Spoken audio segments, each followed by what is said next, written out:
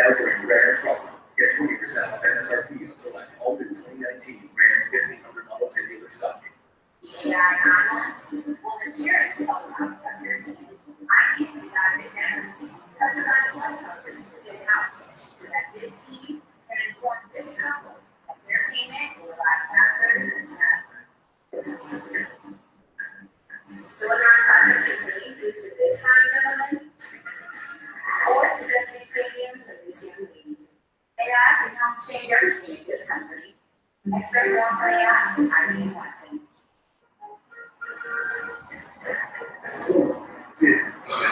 Like it's J O B. Cheesy Box Pizza when Pizza Hut is back. People, time to go before they're gone. No one out pizzas the Hut.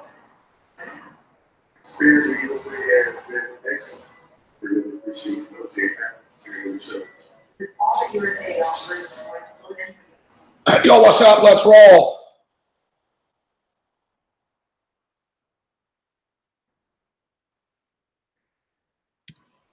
The Thursday night throwdown has begun. So once again here this evening, I'm just I'm captivated by Made in America, O.J. Simpson. We're into part 4 right now, and man, every time I see this, it just sort of, you know, I've never seen all this either. Like I guess I've never seen all these parts because I just saw the pictures of the body and stuff like that, and I've got pretty thick skin too. I'm not really freaked out by things like that, but I didn't need to see it.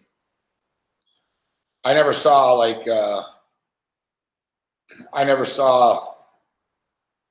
Nicole's body or Goldman's body or anything like that. And I don't know, I sort of saw pictures like blacked out and stuff like that. Not like the full, not this full out, man, it was gory shit. Fuck, they just showed. I'm surprised it was that graphic for this. A little bit too graphic. Yeah.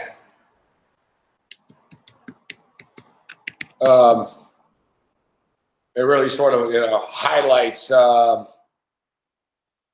just how vicious the crime actually was, man, and it was pretty vicious.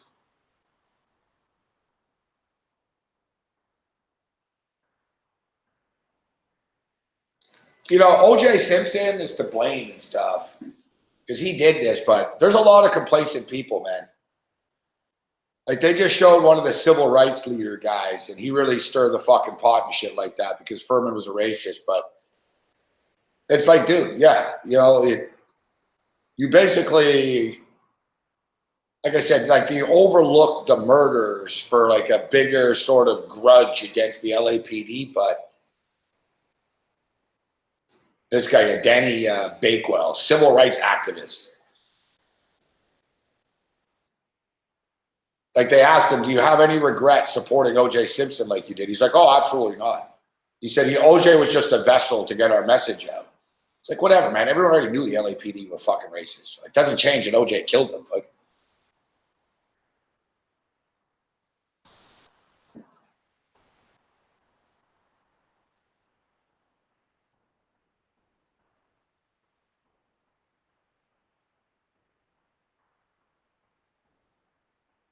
and it's amazing how history, it's like revisionist, you know, history and stuff, but Marcia Clark has taken the blame for a lot of this stuff over the years. Oh, Marcia this, Marcia did that, Marcia Clark this. Like now, when you take a step back and look at it, you see that, you know what, she actually did a pretty good fucking job. Like she, you know, everything was stacked against them. She actually made it pretty close. Like without her, they would have really gotten steamrolled. But it's amazing. Like even on Twitter, when I tweeted about the glove, everyone, oh, Marcia Clark fucked up. Marcia Clark wasn't in charge, guys. Right? She was just a woman on the fucking track. She was one of the faces of it. And the reason that Marcia Clark was there is because she had the highest fucking conviction rate of spousal abuse. And she had a great rapport with African American women. Right? But like people, like I said, like Twitter's blowing up. Oh, all right, Marcia Clark this, Marcia Clark. It's like people are tweeting me. It's So I don't think people understand. Like Marcia Clark, not in charge of the case. All right, there's a district attorney. His name was Gil Garcetti. He was the motherfucking one making all these fucking decisions, and Darden was his guy. Like this Garcetti guy loved Darden and thought Darden was this hot shot. So Darden wanted the glove. Garcetti gave the permission. It wasn't Marcia Clark. But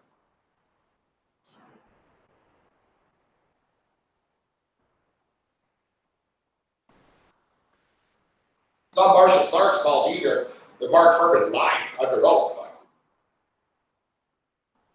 That was the case too, right? Like that was it. Like I said, we'll move on from this, but the jury had their fucking mind made up already for the most part, and like they didn't care about facts, and Mark Fuhrman lying, and then them getting the fucking tape. It's one thing after another.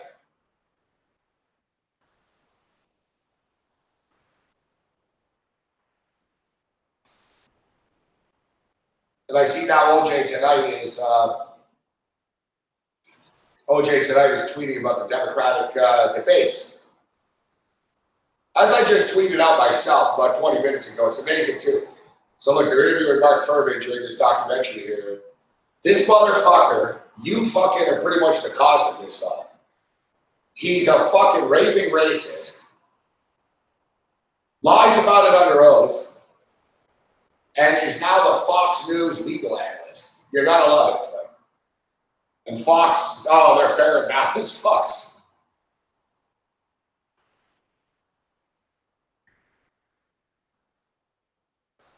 At least they don't even hide their racism. At least, you know, they're saying, yeah, we don't mind hiring this guy. Yeah, he's racist, but that's all right.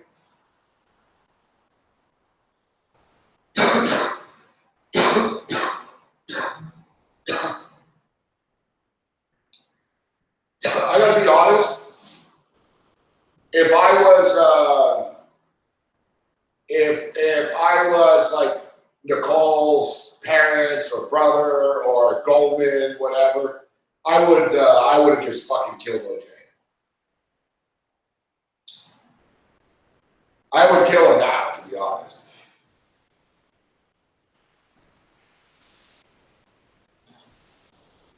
You know, show up in his fucking house, fucking out there, and like you're gonna go down for it, but would it be worth it? I don't know. It's not debate, right? Is it worth it? You're gonna spend the rest of your life in jail, but I think it would be pretty satisfying if you were them.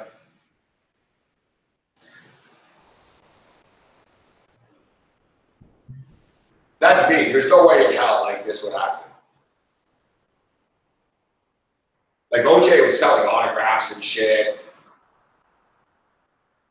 OJ fucking told the lawyers once, during the case. He said, if this jury finds me guilty, maybe I did do it. And he started laughing.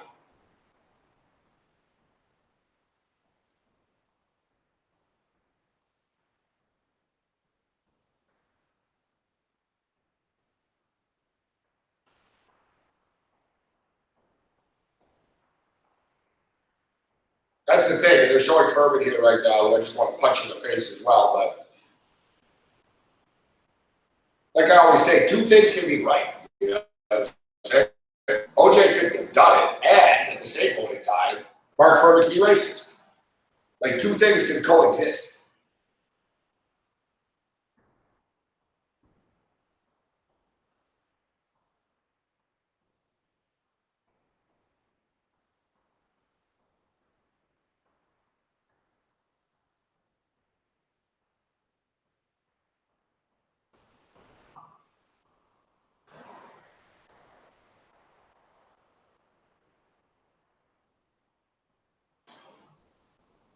It's actually angering seeing the fucking jury too.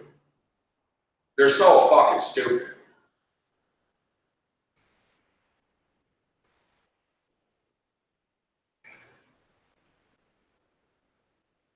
Like I've always, you know, you get a jury, man. You get a jury in America, and it's a fucking gamble. It's like a reality TV show. It's sort of like, you know, Judge Joe Brown or Jorge. the jury sort of picks a side early, and you got to hope that's the side. Like, facts don't matter and shit, right? People are fucking stupid, man. Like, it's alarming. Like, I don't want to be a dickhead, but I almost just want to unfollow, like, everything on Twitter. Like, I just don't want to see people's comments. Like, life's too short. Like, fucking, you know, like, facts and, like, reality don't matter. People have their mind made up with everything now already. Like, with everything.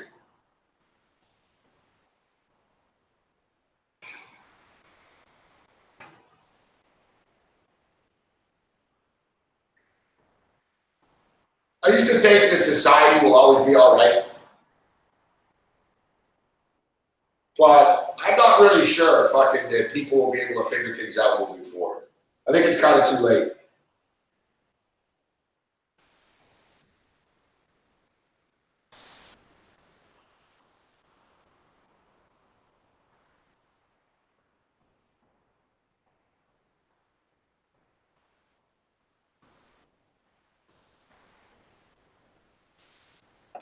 There's no turning back.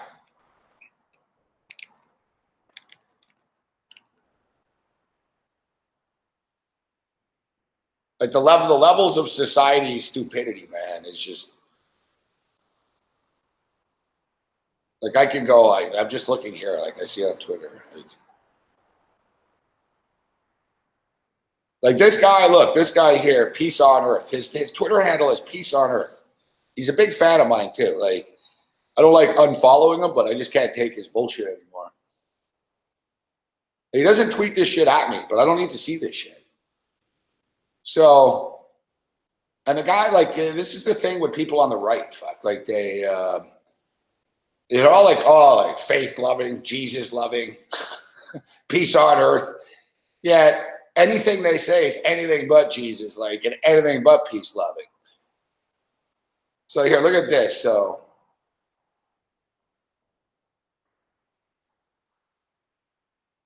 all right, so look at this couple. Looks like a nice couple here. Couple of classy couple. Couple charged after baby dies from heroin and cocaine overdose. So evidently these people gave fucking cocaine and heroin to a baby. And the baby died. Now, he retweets this. This is from some chick. Let's see. Conservative, build the wall. Hashtag build the wall. Hashtag Navy. I'm sure she's been in the Navy, not. Hashtag Trump, hashtag MAGA, Blue Lives Matter, hashtag NRA. And she tweets, liberals. A newborn baby died of an overdose as her parents let heroin and cocaine, police say. But she says liberals. This guy retweets it. Because, yeah, I'm sure these two are big Joe Biden supporters. Like, I'm sure these two are big Hillary card-carrying members and fucking really support. I'm sure they support fucking Biden and fucking Kamala Harris. Like, you know? yeah, liberals. Yeah, I know. Because I'm sure Alexandria Ocasio-Cortez fucking is all for babies doing heroin, right? This is just the bullshit I'm talking about. Like I said, like I can't follow a guy like this that retweets this. Like I can't. I see this shit. Yeah, liberals are fuckheads. I'm not disputing that. But I don't see like when anyone looks at this picture and sees this story, did anyone think about politics? Did any, you know what I mean? Did anyone think of, like, when I look at this, like, you think, oh, fuck, what a fucking couple of lowlifes. Does anyone think, oh, yeah, it's Barack Obama's fault? Right? Like, but this is the twistedness of fucking society today. And I got fucking idiots like this that are fucking fans of mine. But I don't have to follow them, fuck, you know? Like, if I just scroll down, like, what other stupidity do I have here, fuck? All right, good question. Charles Shaw's question for today. What in the digital industry, man? Why is your crew darkening Justin Trudeau's skin tone? Why is your crew darkening his skin tone? All right, see, this is what I'm talking about. Why am I following this guy? Yeah, I know, because Justin Trudeau's darkening skin tones, digitally, like, Jesus fucking Christ, man. All right, who's this fucking idiot? And why do I have this fucking bimbo on my timeline? All right, I don't follow Ivy Ferguson. I know this. I don't follow any of these fucking chicks. All right, so I must be following this person because it's fucking, I'm on their thing. All right. I'm not going to unfollow a guy for retweeting pictures of a hot chick. I'm not going to get that. All right. Like, that's not offensive. I mean, I don't know. I wouldn't do it myself, but you know what I mean? I'm not going to like, let's see who else I could fucking purge here. Tim Anderson. You're all right, Tim. A lot of your tweets are kind of fucking, yeah. I don't really give a shit what fucking ranking fucking color popsicles you like, but all right, CP24. All right, see? Blah, blah, blah, blah. So I unfollowed that. I don't see that. 538, I follow. TVA Sports, I follow. All right. Weather in Saskatchewan, I can't bitch about. All right. Blue Bomber fucking propaganda. Canadian taxpayers mean to invest in companies. Bombardier cashes out with taxpayers. Yeah, this guy's Caden Lester's tweets are fucking annoying too. Fuck. But whatever. I won't unfollow him for hating Bombardier. But you're close. Bomani Jones, Mike Joy. That's the NASCAR guy. All right. Retro News.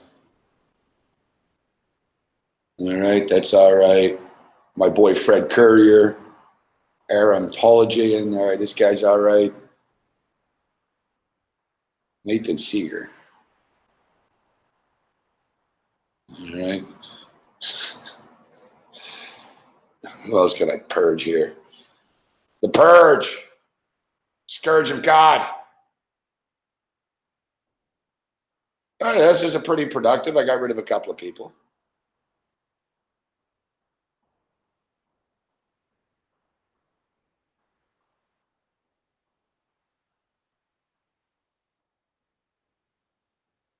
All right.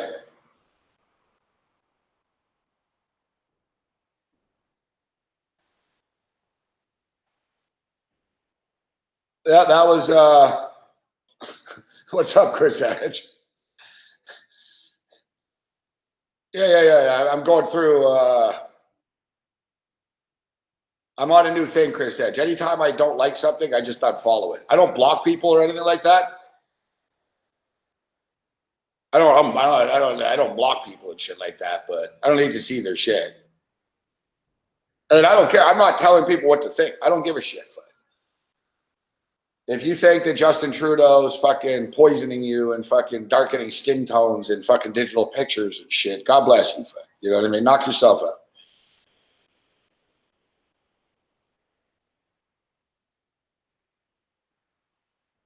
People are too stupid to vote. Democracy doesn't work. Like people they're not smart enough to make informed decisions. Like people are voting because of their team, like the team color. And I don't like this. Like I'll ask people why? What don't you like? Like I have people, Marcia Clark fucked it up. Why? What did she do? What did Marcia Clark do to fuck up this case? Well, she did a lot of things to fuck it up. What did she do specifically? Name me one thing that she specifically did. What, Mark Furman being a liar? That wasn't her fault. Christopher Darden deciding to use the glove and Gil Garcetti saying, go ahead and do it. That's not her fault.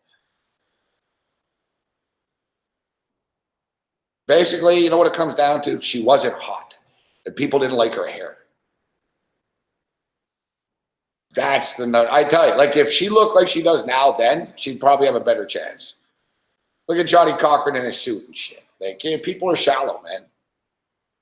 People are shallow. People trust people in suits. Oh, look, he's wearing a suit. He must be smart. He's telling the truth.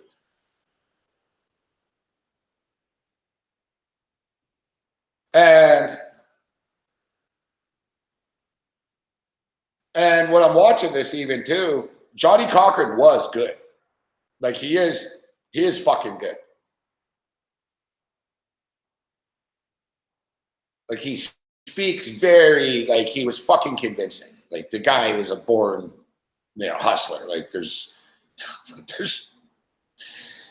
he's fucking referencing Adolf Hitler and Nazis and going off about if you let the LAPD get away with this, you know who else let people get away with it? Fucking Hitler. And like he went like deep.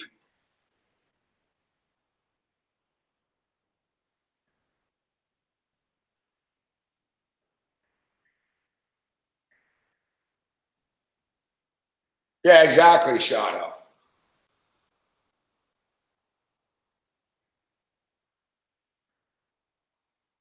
Donald Trump, that whole build the wall shit, Steve Bannon is the one that came up with it.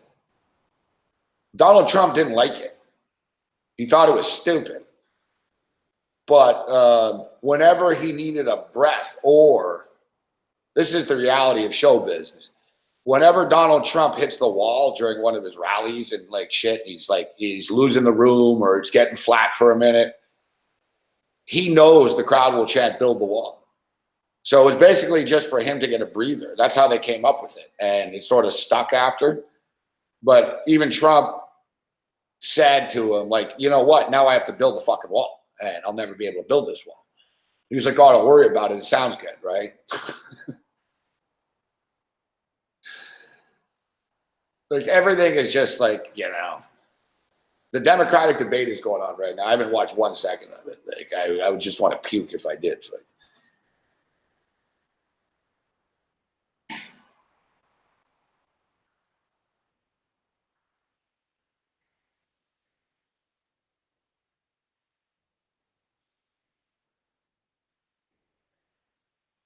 at least Johnny Cochran's dead. Like I said, at least they're almost all dead. And I hate to say it, but this guy too, he's entertaining. The Carl Douglas guy that gets interviewed. He was a young attorney, he was Cochran's psych, young like guy, whatever. You think it's all funny and you're laughing it up and shit, but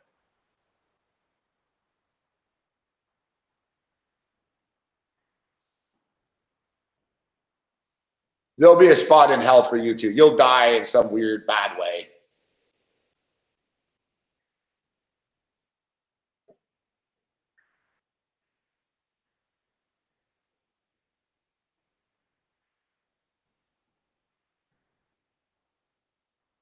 All right, it's 14-9. Oh, yeah, we're going to get screwed with the half here. Oh, no, they sacked him.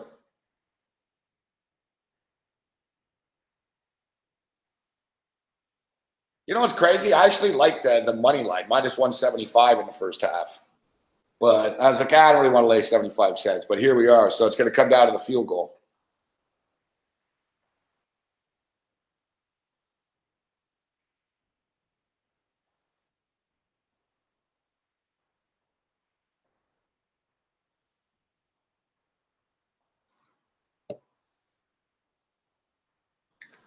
Ugh.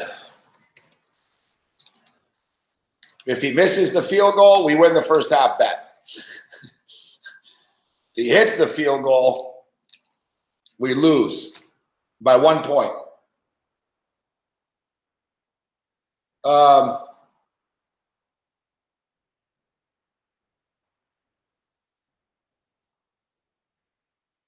It's only a fucking 45-yard field goal, too. Like, we're screwed.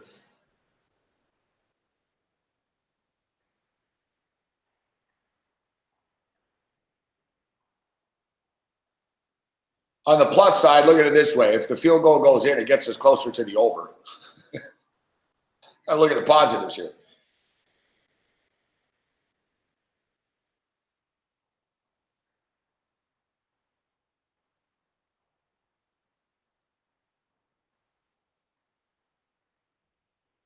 And it's good.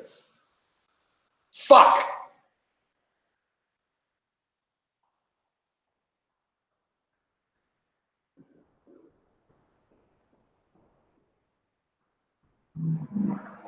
No, 65 is long, Hutton. 45 is not long.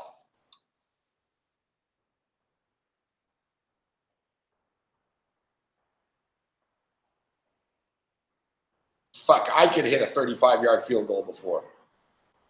Not with fucking big defensive linemen, but I used to kick 35-yard field goals on an empty field type thing.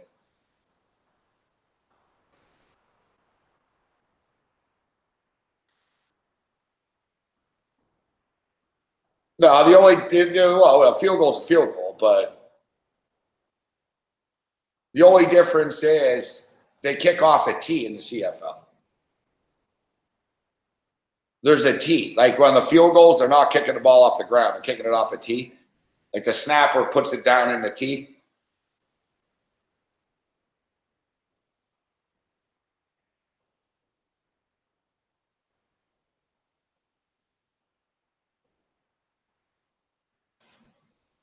That sucked.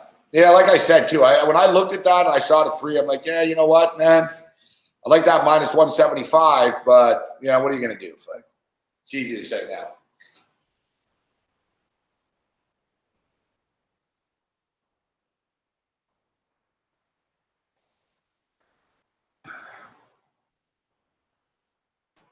Look, the Washington Nationals were down before. It was like 3-0. I think they're winning now. They were.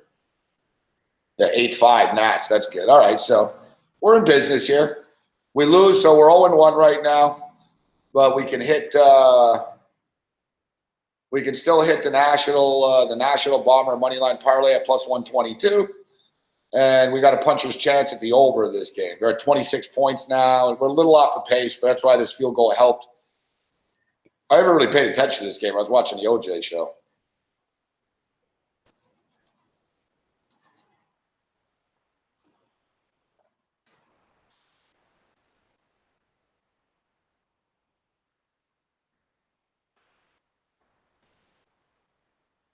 We'll get you the in-game total here in a second as they repost it.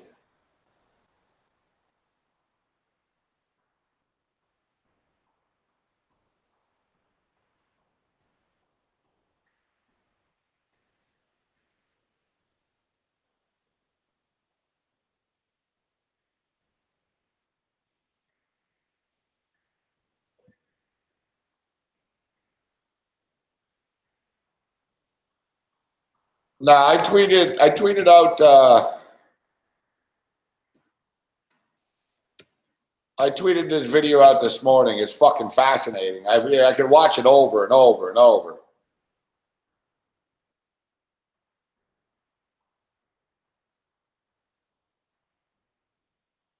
We've been talking a lot about sharks recently. And unfortunately, a 21-year-old girl just died tonight. I think it was in Australia. Or no, it was in the Caribbean, Barbados, I think. Well, we'll get to it in a second. But so we showed this video earlier today. If you haven't seen it, it's spectacular. It's amazing. Nature meets nature. This is like savage real world shit, man. Fucking. So I don't know what the deal is because I don't think no one really knows the backdrop to this, but I don't think Buddy has all these dogs. It seems like there's people on the beach type shit with their dogs. You know what I mean? So people are walking their dog, bring their dog to the beach, and like dogs are hanging out together, like, and they're just they're fucking around in the water a bit. And check this out: a shark fucking rolls up on the dog. Fuck. All right, here's the shark. There's the dog. Well, these other dogs come running in, fuck, to help. These dogs go at it with a shark, fuck, look. The fucking dog grabs the shark by the tail, starts spinning it.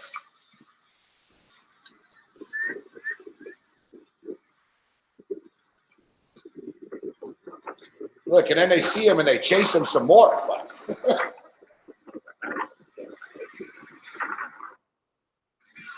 And I can watch it on a loop. I wish it was clear, but what are you going to do?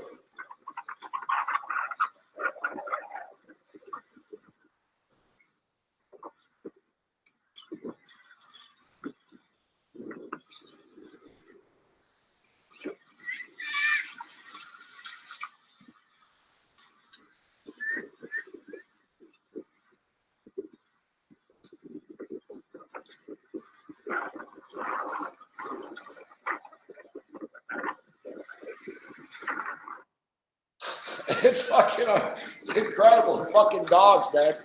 These shark oats, these guys, hey.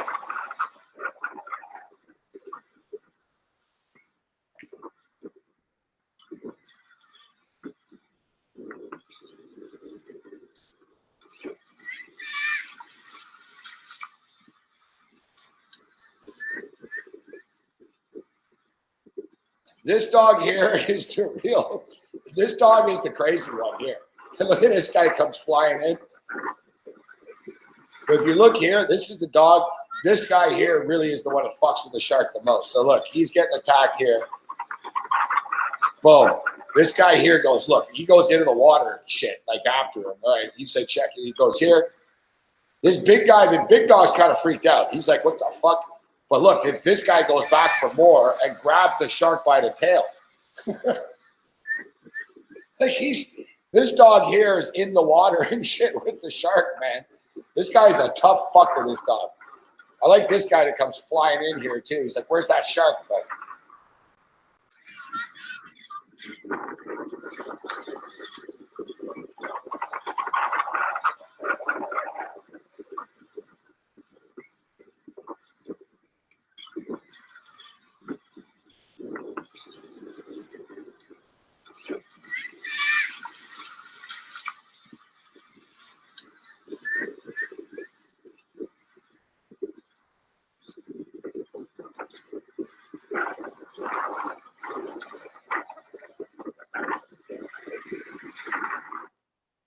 Yeah, unbelievable.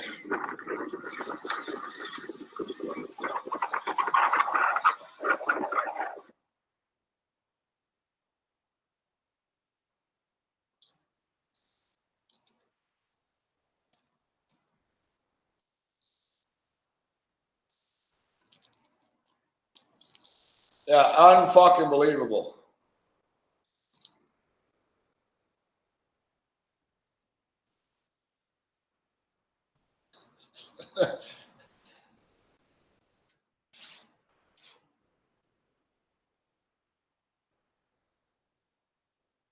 But, and you know, it's crazy. I was talking about this morning. I talked about it on the morning show. We showed this video. We talked about it.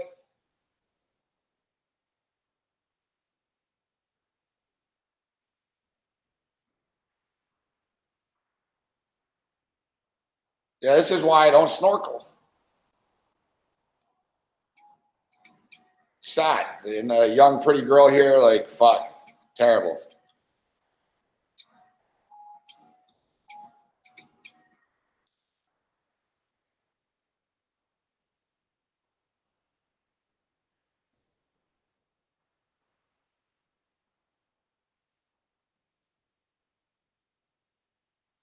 Look, family vacation turned into tragedy when an American student was killed by sharks in the Bahamas.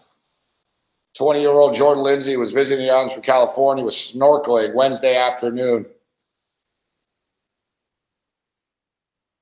Family says they saw the sharks approaching, tried to yell out a warning, but she didn't hear them in time.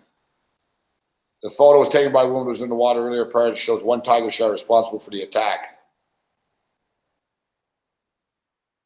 3 sharks attacked her. Poor guy, poor girl. They bit her legs, her buttocks, and her arm off. Jesus fuck.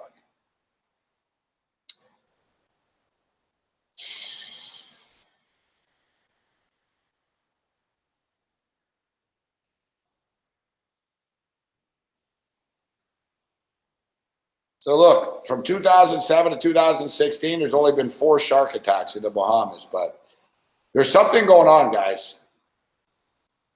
Sharks are fucking pissed. Like, they're coming closer in. They seem to be a little angrier as of late, sharks. Like, I think we pissed them off. like it's never been like this. It's like a daily basis now where there's shark shit going on.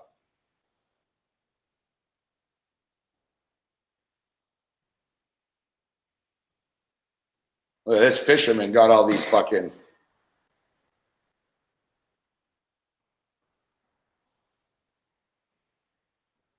A lot of sharks here, fuck at once. Look at this. Holy shit.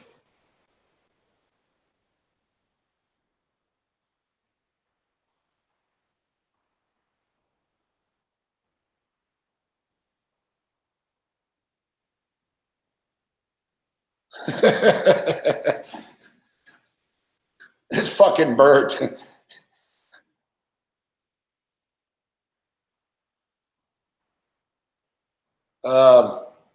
That's a nice looking shark.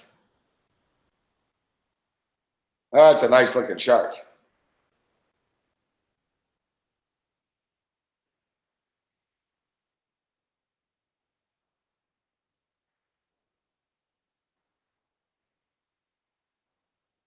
Look at this though. Selfies. 5 times more deadly than shark attacks. It's fucking crazy, eh? More people die from selfies. Selfies are 5 times more deadly than shark attacks, revealed death toll study. Doctors in India found that 259 people died snapping selfies from 2011 to 2017. That compares to just 50 fatalities from shark attacks. The problem is worse in India. India alone has had 159 selfie-related fatalities.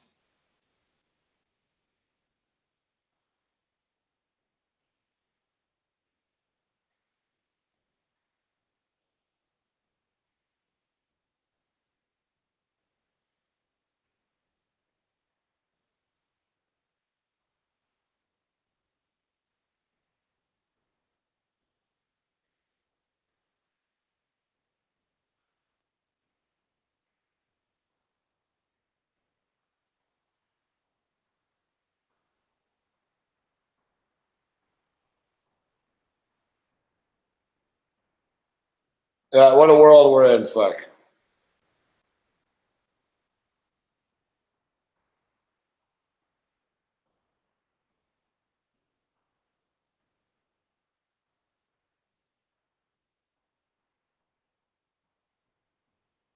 Yeah, I agree. Like, you don't want to simplify, but basically, yeah, if you don't go in the ocean, you won't get attacked by a shark.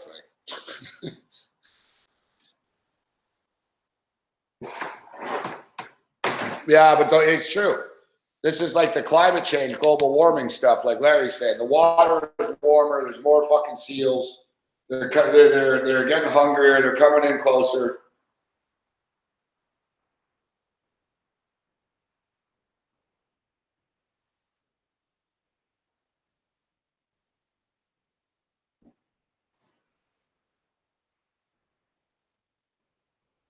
All right, the Reclaws are playing right now. I have no idea who these people are.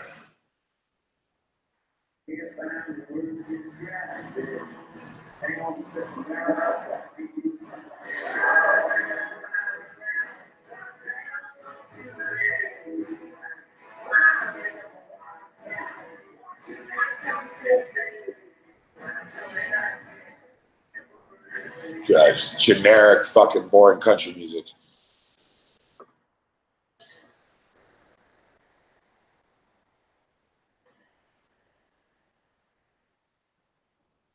This is the thing with this bullshit with fucking they're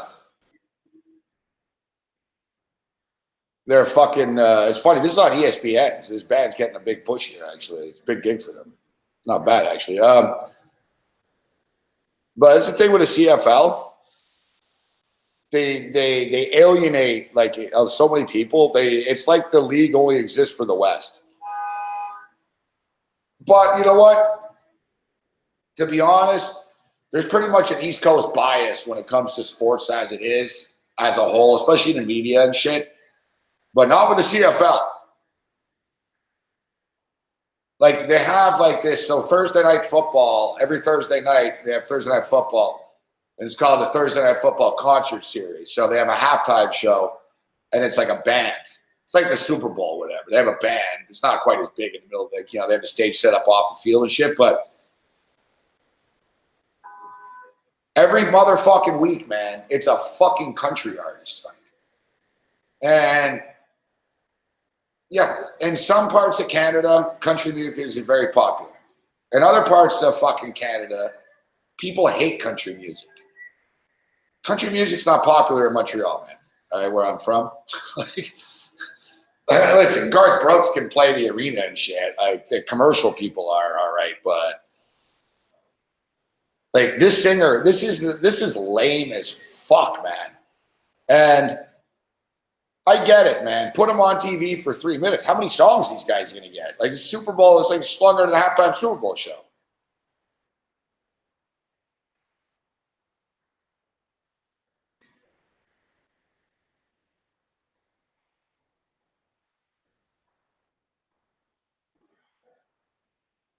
God, make it stop. Fuck, man. I gotta change the channel. I can't take it. Like I can't take it.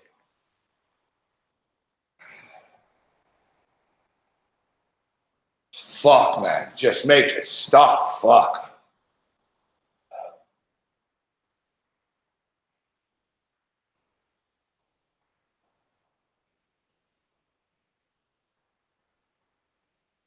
Not bad, Kyle. Yeah, we'll give you that one.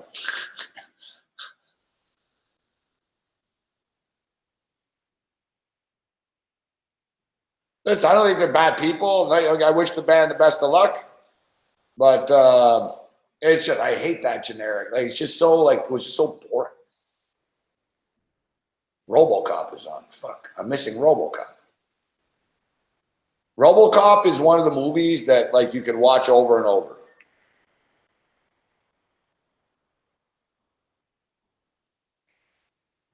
Like what movies? What movie is it that like comes on? You could just you've already seen it like a million times, but you'll watch it anyways in the background. I've got a few. Like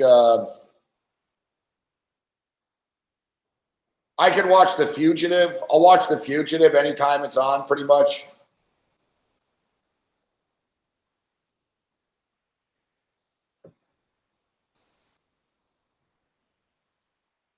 I watch The Fugitive.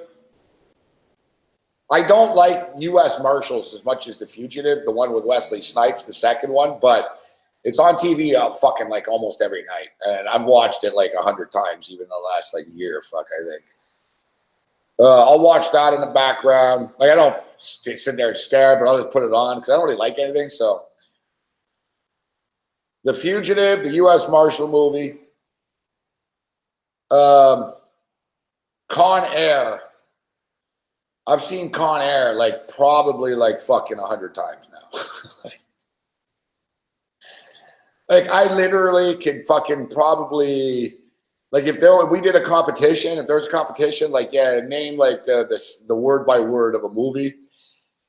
I would need a little prodding and shit, but like Con Air, like once I start watching it, I know what everything's next going to say. Like Con Air, I've seen a million times. The Rock.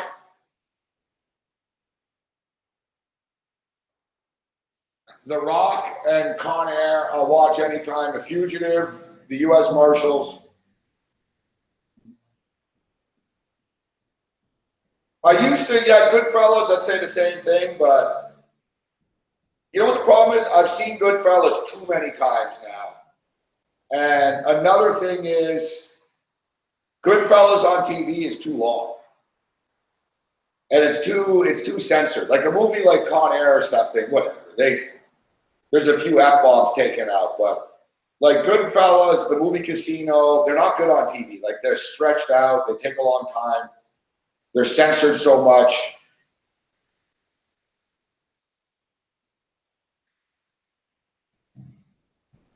All right, Winnipeg did a little pitch on the kickoff here.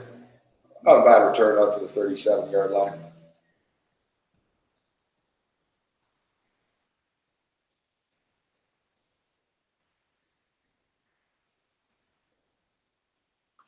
Jurassic Park is another one. Jurassic Park. Seen Jurassic Park. I've watched this. I've seen Jurassic Park like twice in the last 2 months. But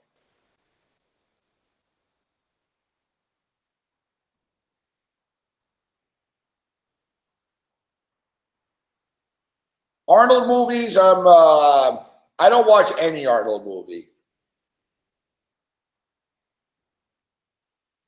Like, what's the movie with Jamie Lee Curtis there? True Spies or whatever. That one's eh.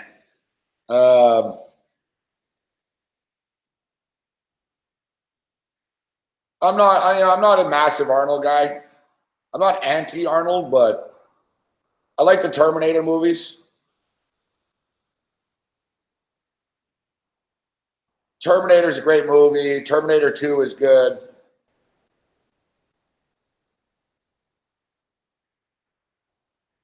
True Lies, yeah. Commando, I've never been a big Predator and Commando guy. They're okay.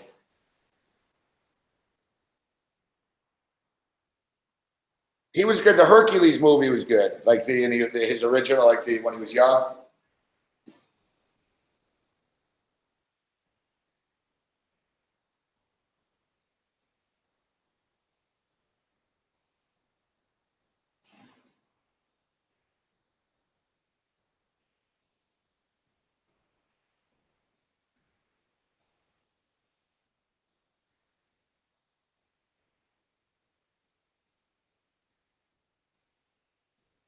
Die Hard is a movie I think people would watch a lot over and over. I think people watch Die Hard a lot.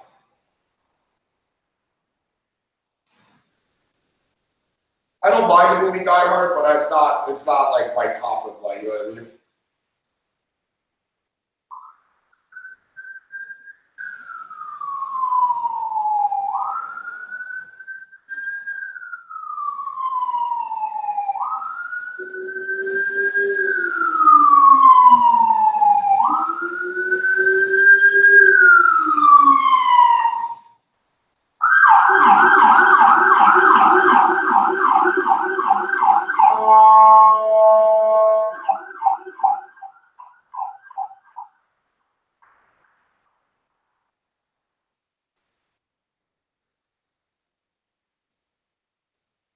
Fucking ambulance trying to get by, people walking and shit.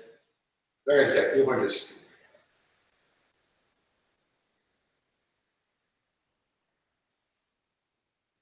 Speaking of which, we'll show you a video here too. They were taking basketball rims down in Toronto this week.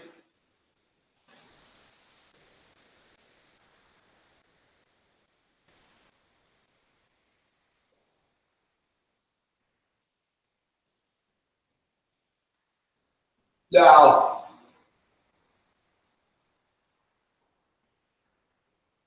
I don't know if I prematurely, because John Tory's a dickhead anyways, the mayor of Toronto, but he's not a dickhead. I think he's well intentioned. I don't think he's a bad guy actually, Tory.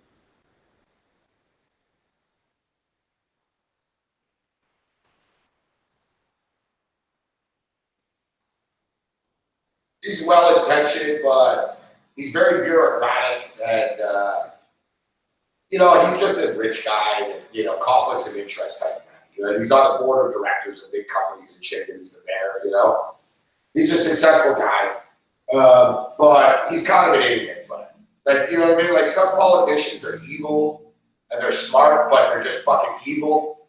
I don't think John Tory's evil. Like, he doesn't have, he's not an oppressive guy or anything like that. He's just sort of, he overthinks things, he's over-bureaucratic, and he seems to, create problems out of nothing somehow.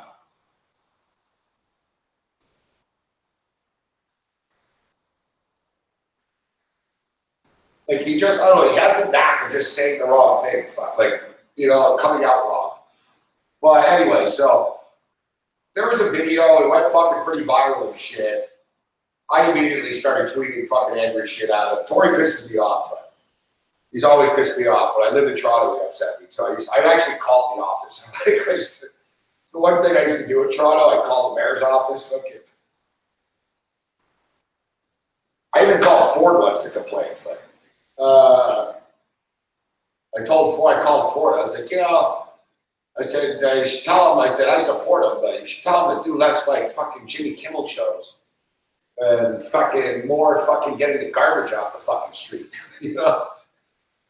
That's what happens. Like, Rob Ford was a good guy and shit, but he was a good mayor in the sense that people liked him, and there was good, sort of civic pride, in a weird way. People, it brought, hey, yeah, go for it, but, he was pretty much an idiot for a lot of things. Let's just be real.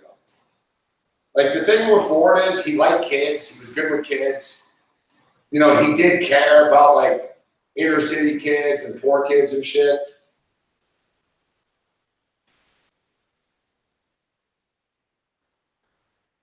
But the thing with Rob Ford was the city of Toronto didn't like him.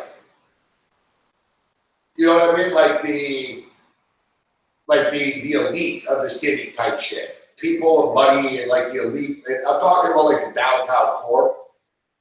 They didn't vote for him. It's sort of like Trump. You know what I mean? Like Trump won in the heartland and shit, but he didn't win in his home in New York City where he's from. Right? People don't like him. So it was the same shit. And Ford knew this, right? Ford knew that he got fucking slayed like in all the downtown neighborhoods and shit. Like he didn't come close to winning Ford. So like Ford only won because of the suburbs. So when he became mayor, he really didn't give a shit about the city because he knew that they weren't his voters.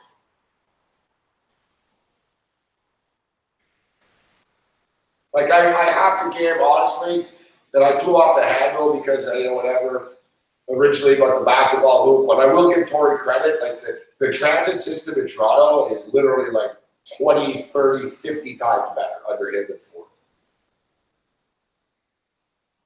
Rob Ford once said only poor people fucking take,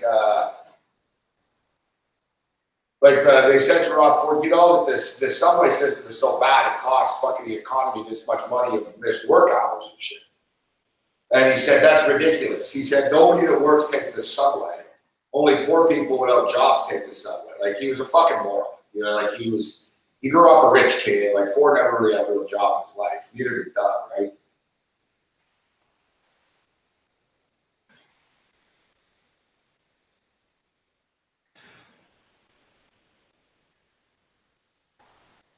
Like there used to be fucking snow and garbage all over the place downtown when Ford was the mayor. But the suburbs were treated well. Like he treated the suburbs well because that's fucking who voted for him, right? It's politics 101. But the thing with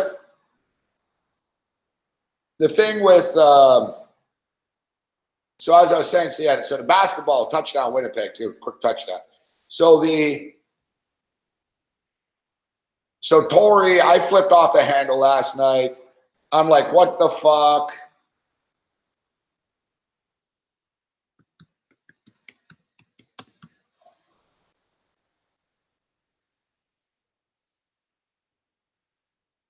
All right, so pretty brutal too. Like the guy just walks up, they do it in the middle of the day when there's people playing and shit. They're just fucking assholes. Welcome to Toronto. Look at this guy. You almost lost that one on your house. Isn't this terrible? No, I can still have just as much fun out here.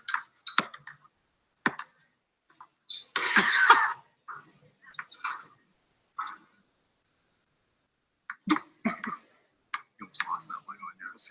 Isn't this terrible? I would have fucking been shooting when the guy was trying to take it down. I would have just kept shooting here right now. I would have shot. I would have been, what are you going to do, buddy? I would have shot. I would have said, hey, you're in the way. No, I can still have just as much fun out here. So that's my boy. I know this guy, the dude. He's in Toronto. Hey, John Tory, last week you were on the front page doing awkward dances and declaring Raptors and Kawhi Leonard days. Now you're taking down basketball rims on the first day of summer break. I guess it's not your subway. You don't care. Fucking hypocrite. I sent him an angry fucking thing. I have the same team. I said, you know, it's funny. Last week you were fucking pandering to Raptor fans on the fucking stage. Now you're doing this bullshit. Now, in typical nanny fucking bitch state type of shit that Toronto is, and it's not Toronto. The people of Toronto are not nanny-like. It's a pretty crazy city, actually. But the city hall, man. So I didn't like that John Tory said this after. All right, the city of Toronto should be putting basketball nets up, not pulling them down. I delivered that message to our park staff. They agree. We absolutely should be encouraging kids to play in our city. All right, good for you, Tory.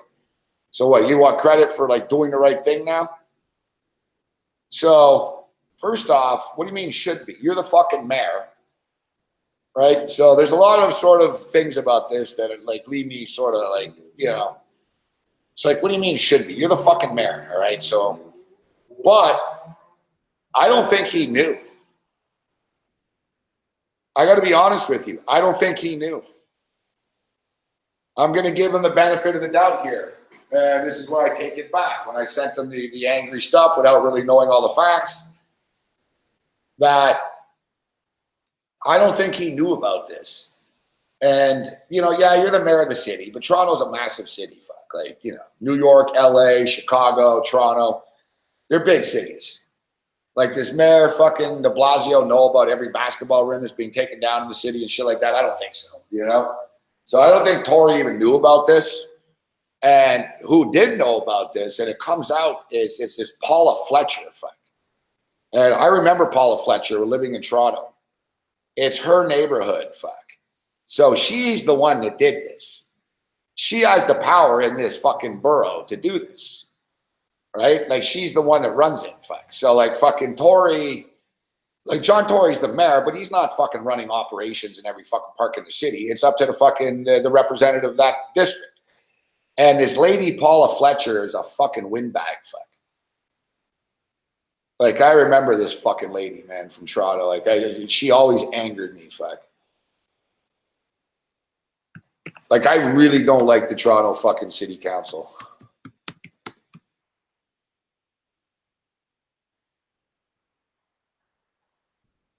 Here she is, fuck. Yeah, looks like a fucking reasonable lady, doesn't she?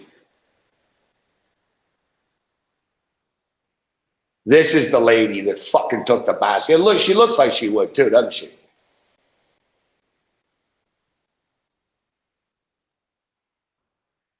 That's the lady I want representing me. Like, this lady would definitely be looking out for my interests and think the same way I do.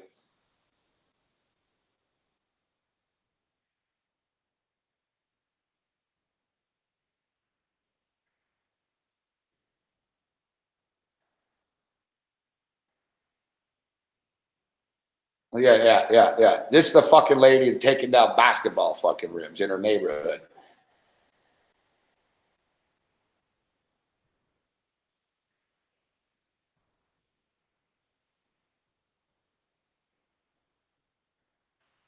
So yeah, basically the popularity of basketball is big, and kids are playing basketball all day and all night now, right? And I get it. You know what I mean? Listen, in my day and shit, it was the same shit. You know, they closed the park at fucking midnight. You know, 11 o'clock. You know, used to. You know what I mean? Like, it's the way it is, and you get it. Fine. There's also, you know, I sort of just your own respect factor. Look, even in Montreal, man, we used to play basketball in the middle of the night, and it was in the project there behind Foot Electric, and there was people's windows kind of close to the court, and we try to keep it down. We'd play, but we wouldn't yell and shit. You know what I mean? We knew that the ball was echoing. This is the thing, the ball echoes at night. Shit, I get it. You know, and off the rim, bang, bang, and it's a metal backboard and shit. But that's why there's hours, like, you know what I'm saying? You don't take it down at 6 at night. You just put a sign up saying, listen, you can't play after fucking 11 o'clock at night, all right? And if you do, it's a fine. You know, like, it's pretty simple. You don't fuck with people like this. Yeah, it's amazing, J. Roth. You just scooped that net down. He scooped that motherfucker.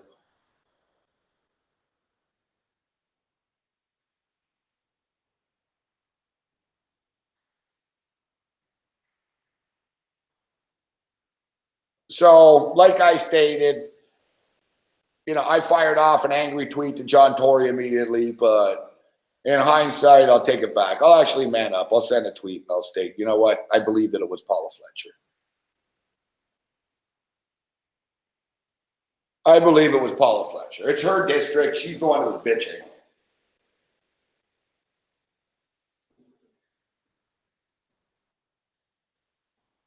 The thing is, though, it's not new All right. Like street hockey is illegal in Toronto, but I guess it isn't now. They're saying it isn't, but I don't really believe that. I know. Listen, I lived in Liberty Village, and I used to walk up to the dispensary on Queen Street, and I used to walk on Queen Street all the time. And I used to walk on these side streets, and there's all kinds of signs up and shit. No, fine, no hockey on the street, no hockey on the street. Like, it's all over the place. Now, are these signs still up from years ago? But that's another thing. So, and as I stated this morning,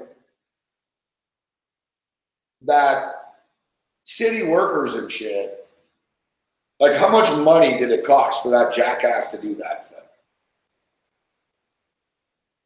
You know what I mean? How much did you pay for the rim in the first place? How much are you paying to upkeep the court? Like, let's ask real questions instead of just the headlines. Like if I was a politician, I'd fucking shred them on this in front of everyone, like tomorrow in the hearing type shit on the daily, whatever, on the floor. I basically asked, so how much are we paying to upkeep this court? All right, we're paying fucking what, $22,000 for the summer to fucking keep this thing going? So what's the point of having it if there's no backboard, if there's no rims? Secondly, I'd ask, how much do we pay for the rim? How much did it cost to put it up? All right, so it cost us $350 to put it up, and this much in manpower hours, blah, blah, blah. Okay, so we paid that to put it up. Now we just paid to take it down, and now Tory says they're going back up. That's great city management of funds, guys. You've sent the same bozos with the truck to the park 3 fucking times now. Like, this is what I'm talking about. Like, I don't give a shit that Tory, oh, we're doing the right thing. You're a fucking moron. Your whole city hall is dysfunctional. Fuck. You're spending all this fucking money putting rims up, taking them down, putting them back up. Oh, street hockey is illegal. You put a bunch of signs up. Now it's legal. No, it isn't. You're all over the fucking place, man. You know, like, that's the thing with Toronto. You can't do anything. Like, everything you fucking do, you guys fuck up somehow. Been talking about a fucking subway extension for fucking 15 fucking years, man. The renovations at the Union Station, the train station downtown Toronto. I was there the other day. Excuse us, we're under renovations. You've been under renovations since I moved there, fuck. Literally. I remember the first day, like, in Toronto, I moved there. It was like fucking boards everywhere, and it was like fucking all just under like construction. And here we are now, fucking 15 years later, like, it's still under construction. You know, and why? Because you argue about everything. Well, you know what? We're going to argue about the length of the wall. No, it can't be higher than 18 feet. You know, and then they argue about, no, we're going to do it in this color and this marble. And then the fucking chick will come in and, no, I don't think so. And, like, they're all just windbags, fuck. And they're all corrupt in Toronto. Like, that's the thing, too. Like, they all pretend the same shit. Like, there's a lot of fucking sort of like nanny types on Toronto City Council. Like these ladies, like Paula, like, there's a lot of old ladies, like, they're city councilors in Toronto. Like, nagging grandma types, not nice grandma types, like, just sort of like old fashioned, uptight. And they're always, it's about the safety, and it's about, it's always about the safety, and it's about this. But then in all actuality, it's always about, oh, well, you find out that the fucking biggest donor of fucking Paula Fletcher is the real estate developers in the fucking neighborhood. Right? So, like, it's always fucking something in Toronto. Like, it's never a clean just vote. It's always corrupt, man. Like, it's always, it's fucking Ford's buddy. Like, fucking Doug Ford doesn't believe in fucking government handouts unless it's to his rich buddies that need a fucking grant for a company that they can start themselves type shit. You know what I mean? Like, they're just they're all just dickheads. Politics in any country are fucked, man. But, like, people only really focus in on the American politicians, but Canadian politicians are fucking motherfuckers too, man. They actually do less. Like, American politicians have to do something because they're called out, right? They're actually under the spotlight. Nobody knows who they are in Canada. There's a lot of money involved. Like, say with like Doug Ford, when Doug Ford became the mayor of Toronto, he said the gravy train is over, fuck. And he actually lived up to it. Like each counselor in Toronto, they already make like fucking $120,000 or $150,000 each, right? They get paid pretty well, like even by politician standards. Like they make a lot, all right? And they're always giving each other raises and shit. So they're making like 130 or 150K a year to be the city councilor. Except they voted themselves $150,000 expenses as well that they don't pay for. So it's to throw parties for their neighborhood or to fix things, like it's like an expense type thing. And really what they do is they just go to lunch and fucking go on vacations with it. And they say, oh, I'm going to Florida for a business deal for our district and blah, blah, meeting with somebody and whatever, right? So when Rob Ford became mayor, man, he fucking said, it's fucking ridiculous that you're all spending $150,000 fucking people's money. And he said, it's fucking over. And he said, you'll fucking spend $25,000. And he said, even I think that's too much, but whatever. And it's also, they, with the money too, they also rent office space, like for their district. You know what I mean? Their money goes like, so, you know, they're not expected to pay out of their salary for their office space. So they get money for office space rent and shit. That's part of that. So Ford basically said, you know, you get office space rent and that's it. Fuck. Yeah, he goes, that's it. Like, you know what I mean? You're already making 130K a year. Fuck. And they were all like, well, Ford, you're already rich. And they played it out like that. And the thing is, so when Ford died, the first thing Tory did is put it back. Fuck. They all got their fucking money back. Like, they're just fucking greedy. Like, they're driven by money. Like, every politician ultimately is just driven by money. Like, they're just, like, they have no real like agenda, or there's no moral stance on anything. It's just really basically, you know, and I'm not talking about like, you know, like I think like Mike Pence and these guys, they actually believe they're fucking bullshit. But like, I'm talking about the city council types in Toronto. Like, they don't give a shit about anything. Everything's just them, right? How can I stay here and how can I make as much money as possible? How can I fuck everyone over? That's how they live. You're telling me that Brazil is in a penalty kick right now against Paraguay? Holy motherfucker.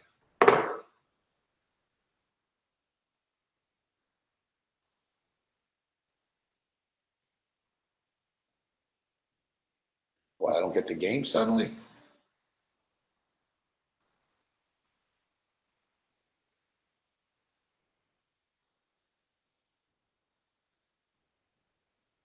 What the? I've been getting all these games.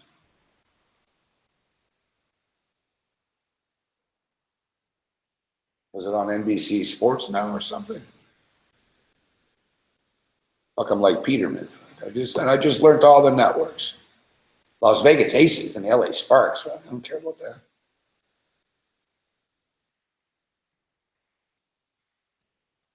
All right. I guess I better get a fucking stream going here. I want to see this.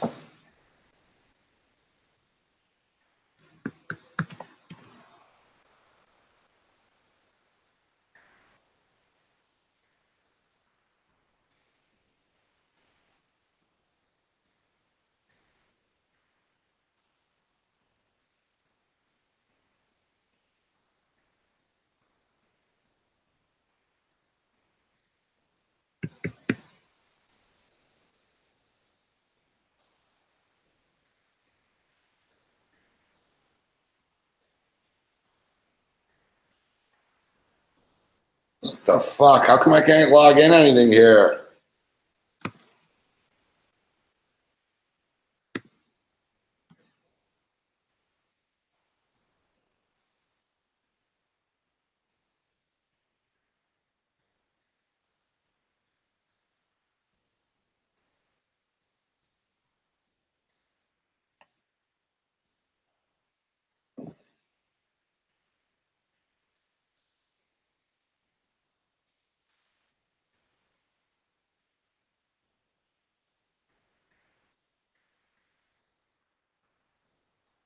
This is fucking angry, man. I'm sure I have this game on TV somewhere. I just can't fucking find it.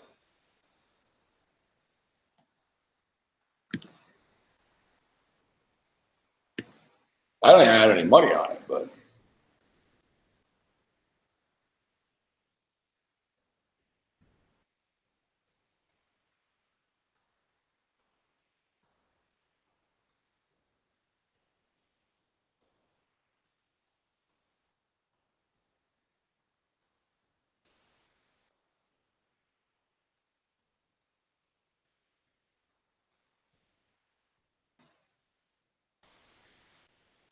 I know it's the Copa, whatever. But this will be one of the new lows if they lose to Paraguay. Yeah, Uruguay have looked bad too, though, Cody. I said Uruguay were going to win the tournament too, but let's be real, they haven't looked good either. No one's looked good.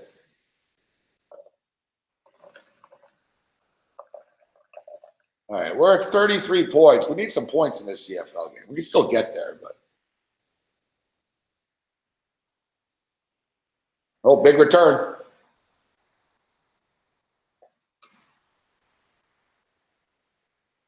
Yeah, Winnipeg's just a better team than Edmonton.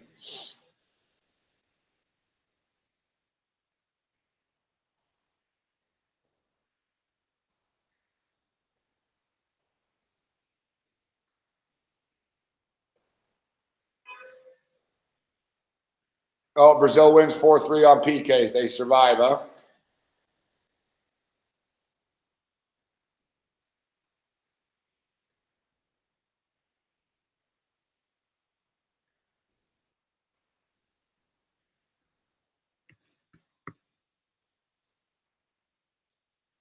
All right, let's check in with Wojnarowski. What else we have going on here? Oh, another big play, Winnipeg. Wow. Wow, touchdown Winnipeg. Holy shit, they're smoking them now. What a run. This Winnipeg team's looking Grey Cup worthy, actually. I know we're early, but might be their year finally. This team hasn't won a Grey Cup, man, in like 27 years or something crazy. Like, I don't know. Someone can tell me, do we have someone from Winnipeg in the house here? Like, off the top of my head, when's the last time the Bombers won the Cup? I don't even remember. Like, it was literally like in the 80s, like 90s.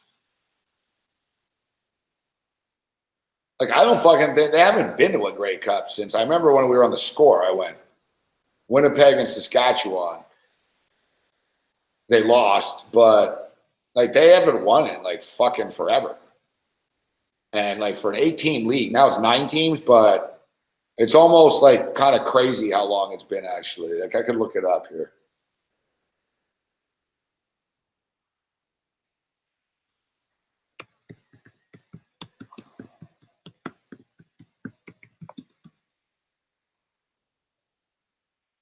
$1990. Wow. 29 years. They have not won in 29 years.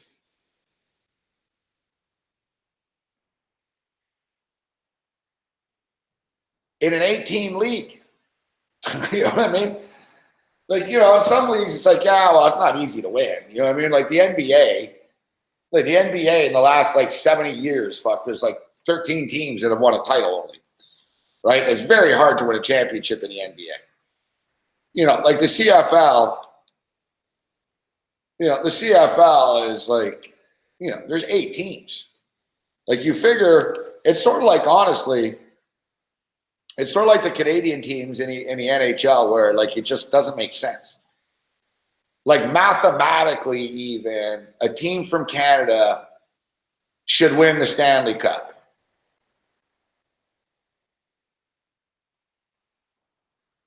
You know? Like you figure like they'd fall ass backwards into this at some point.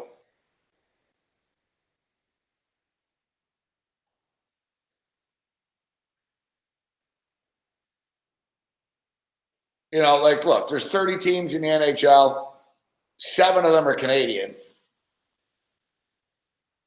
You know, it's basically nearly 25%, 22%, 23%, whatever it is. Nearly 25% of the league is Canadian.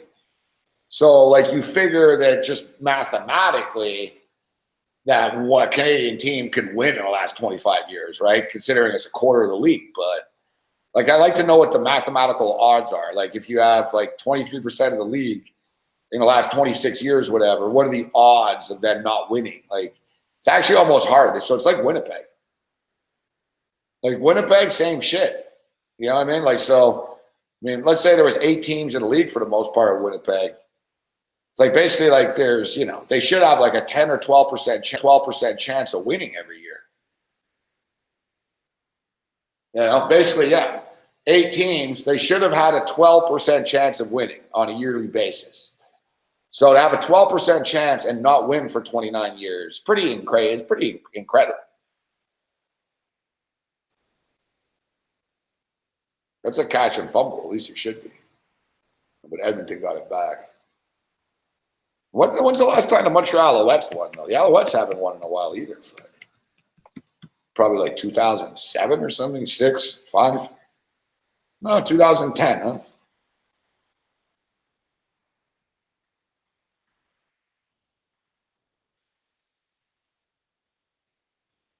Yeah, I remember covering the Grey Cup when they won. I just started on the Team 990, so I was on the air when they won. Right after, I was on for the parade, 2002. We have 2009, 2010. So the Alouettes haven't won a Grey Cup in fucking 10 years. 9 years. They haven't won in 9 years. It's not good, but it's not 29 years, you know? Still, that's pretty bad.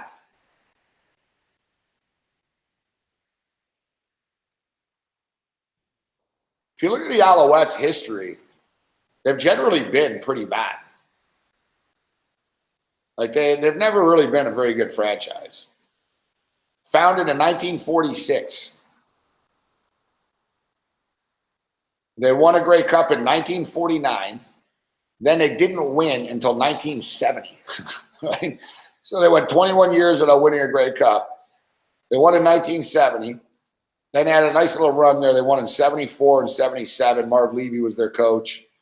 Johnny Rogers, Heisman Trophy winner. Like they were spending money and getting like big college guys and shit. And then look, so they won in 74, they won in 77, then they didn't win again until 2002. Then they won in 2009. The thing is, in the year 2000s, the Montreal Alouettes were like dominant, but they choke in the big game. They were like the Bills. Fuck, I don't know how many times they were in the Grey Cup in that era. Like almost every year. Like, yeah, there was a lot of frustration. Like even before they won in 2002, there was frustration before getting there. I was an Alouette season ticket holder. Fuck, I remember, man, like the Alouettes just could not beat fucking Danny McManus and the Hamilton Tiger Cats. Like I remember leaving a fucking Hamilton Montreal game in the playoffs. And I swear, I know it's CFL, and you see me get really into the Raptors. Like, I was as fucking mad, man, as I've ever been of any fucking game, and I was like as sad and as upset. Like, I was fucking frustrated and pissed off, man. Like every year, the Alouettes were really good, and like every year we just fuck it up, and in like weird ways. Interception, fumble, the other team would kick like a 60-yard field goal at the fucking end of regulation. It just never ended. And then like Doug Flutie and fucking Rocket Ishmael and the Argos were like an all-star team of fucking star players and shit. We couldn't beat them. And I remember thinking, I was like, man, there's only 8 teams in the league and we can't win. And it was fucking, I remember it was very satisfying when they won in 2002. That's a good thing about being not a bandwagon jumper if you're like a loyal fan. Like a lot of people like, jump on the Raptor wagon and shit, but for like real Raptor fans, it was more satisfying, Like for all the idiots that have ripped, Kyle Lowry over the years and now they're I'm a Raptor fan. It's like, yeah, whatever. The people that have been on board the whole time and support the team through thick and thin, it's more rewarding. So same thing with the Alouettes. Like I remember like when they won in 2002, like I was like as stoked as like almost the Raptors like at the time. Like I was very happy they won that Grey Cup.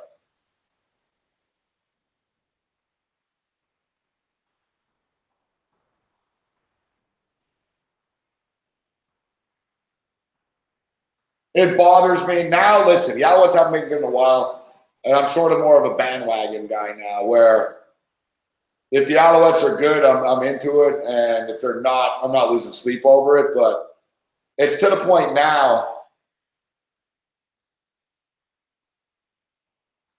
It's to the point now where they're so bad that I'm concerned.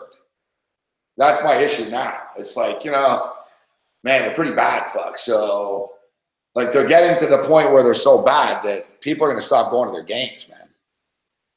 And, you know, we've already seen Montreal fucking lose, you know. Montreal is like a fucking front-running city.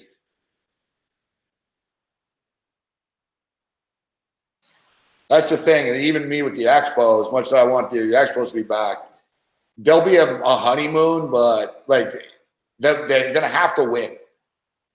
You don't have to win the World Series, but you better win because you know you're going to find yourself in the same bullshit if you don't win.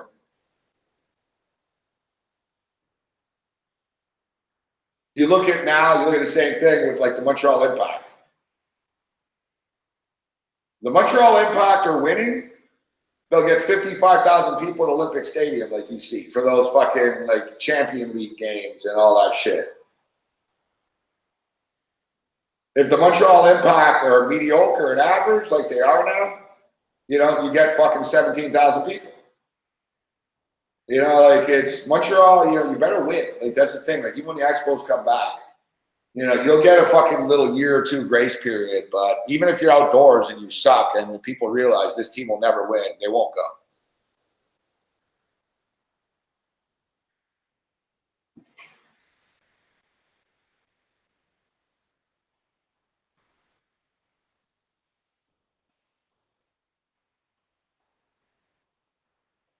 Toronto Blue Jays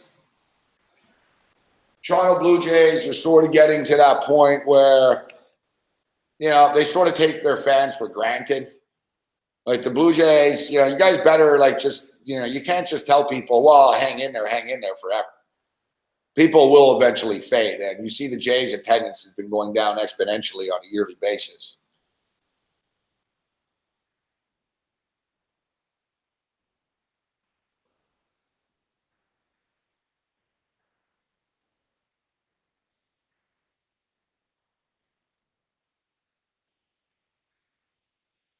All right, 28-12. So there's 40 points. There's 40 points right now. Let me see what the in-game total is. 53.5. We're a little off the pace. You know what's a real shame? Is we take them in the first half. We take Winnipeg in the first half. -3. They win by 2. All right, they win by 2. And because of the last field goal. And these motherfucking Edmonton Eskimos haven't scored a fucking point since. Fuck. Of course, huh? They just got to work out that way.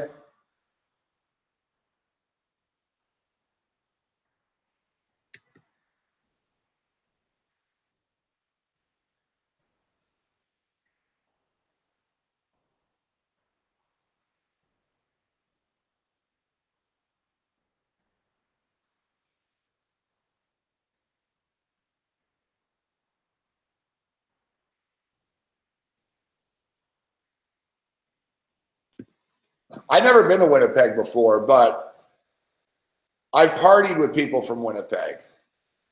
I've met a lot of people from Winnipeg, but like I've partied with Bomber fans. You know what I mean? Like I've been to Grey Cups that the Bombers have been at. Winnipeg once played a big game against Montreal in a fucking playoff game. And CFL fans, like fans from every team go to Grey Cups. It's like I'm saying, like I've partied a few times with people from Winnipeg and Bomber fans, and they're very cool. Like they fucking party hard, man. Like you'll notice, like when every crowd shot they show here, like pretty much I've brought this up before. Like remember I did this for a Winnipeg Jet game. There was a picture. Like there was a hockey game in the playoffs a couple of years ago. Not this year, but last year, and maybe it was the year before. Whenever the Jets were good and they really thought they were going to win. I think it was like 3 years ago. And there was like a still shot picture I saw on Twitter, like it's like an action shot, and I realized I look at the crowd, and I'm like, oh my God. I'm like, every single one of these people are holding a beer in their hand. Like it's almost like I've never seen anything like it. Like they're like old ladies, young people, middle-aged women, like you name it. Like some people have 2, a couple of people are double fisting. Like, but everybody's got a beer cup. Everyone's like make this or holding a beer, like watching the game. I gotta laugh because I look and they keep growing. They keep showing crowd shots of the Bomber fans and like same shit. Like pretty much every one of them is like mid drinking a beer.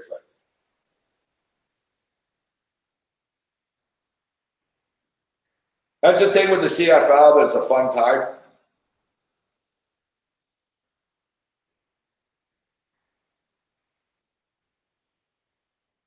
Like you go NFL fans, NFL, people party and shit, but NFL is very serious.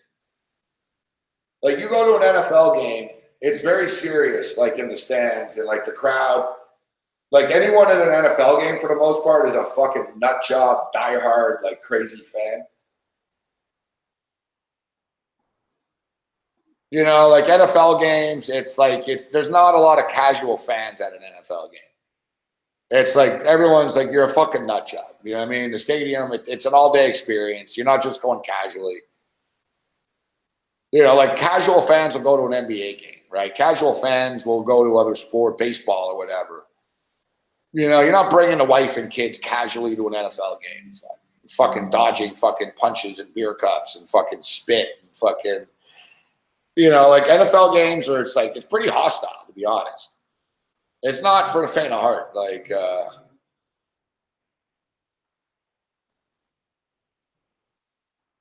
Dodgers and Rockies going back and forth. But like CFL, and the thing with NFL is like people in the crowd in the game, they're very, like I said, it's like life or death for people, right? It's like the Bills better win, like the Steelers better win. It's like life or death for everybody. And in the CFL, it's not like that. The CFL is more like a party and there's a football game going on. Like, look, there's like these chicks are dancing and jumping up and down and shit. Like, they're not like jumping up and down. Like, they better stop them. They're just fucking having fun,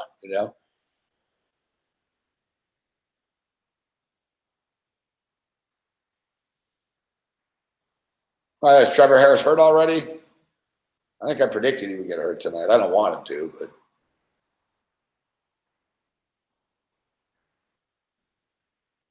Nah, but the Euro supporters it's a little different, JN.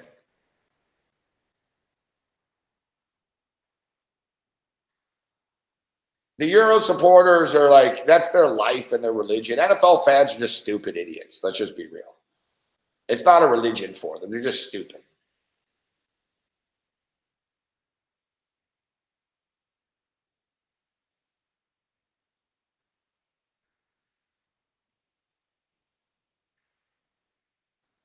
Like NFL fans, just like if their team sucks, they take their frustration out in their life. You know what I'm saying? Like people in Buffalo are just it's Buffalo. So the Bills suck and it's like convenient to blame the Bills for why their life sucks. It's like the Giants. People in New York are already angry. They don't need the Giants. It's just the Giants. Eli Manning is like easy to yell at, right? Like it's easy to blame Eli Manning for everything.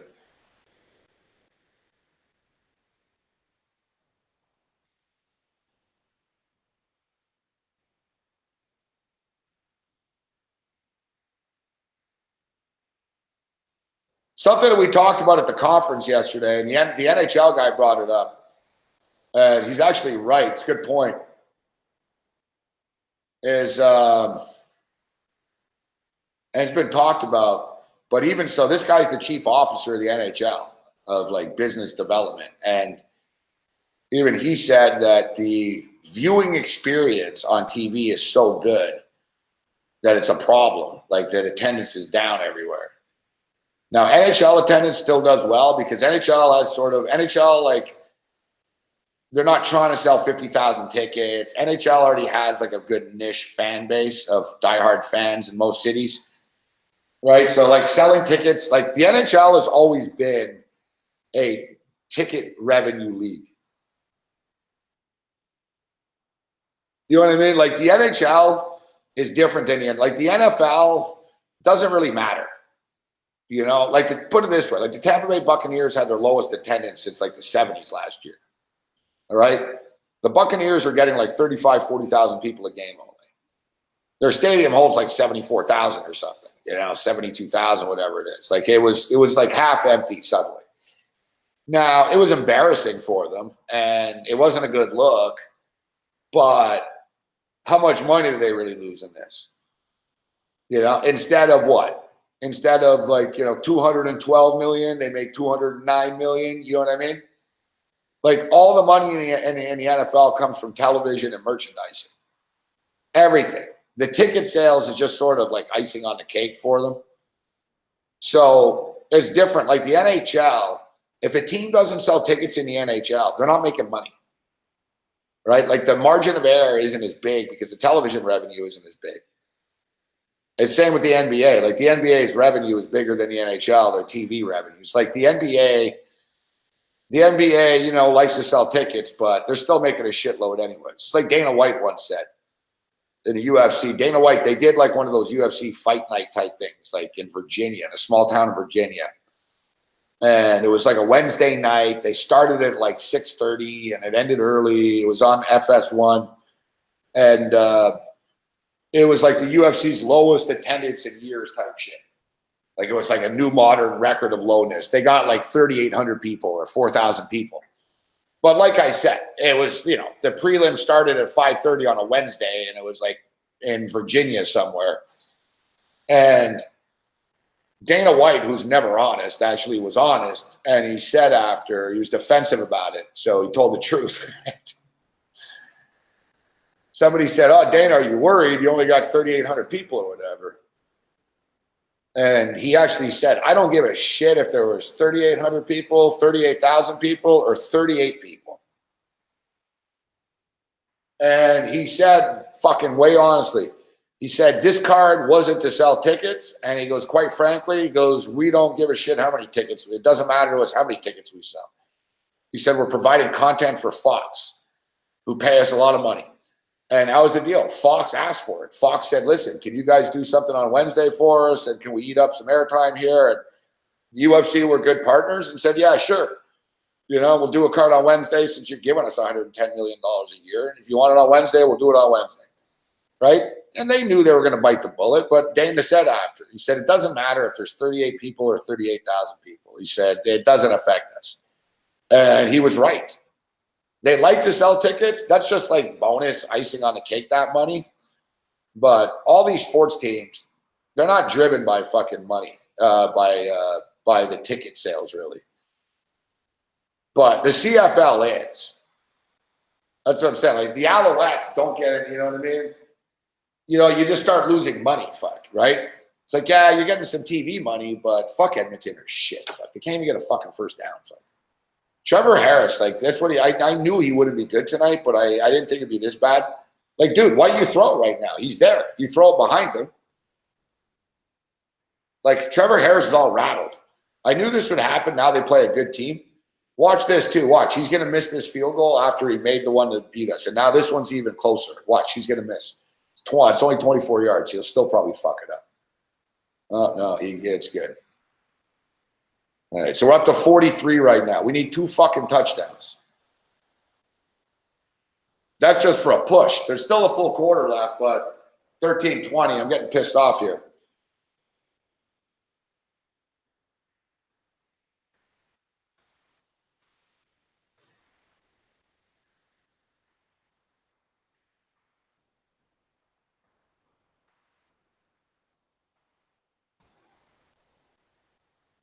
I would look at the over the Tampa Bay Buccaneers. I think the Bucs could have been good, but their schedule doesn't allow them to be good.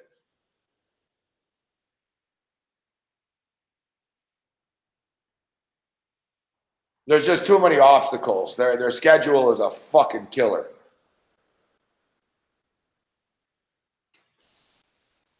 Put it this way. If Tampa is good this year and Tampa wins games, then they fucking earned it.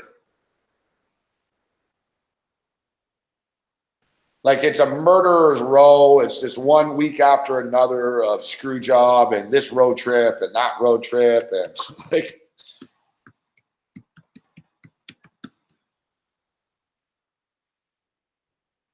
like it's actually so bad that they should have redid the schedule type thing.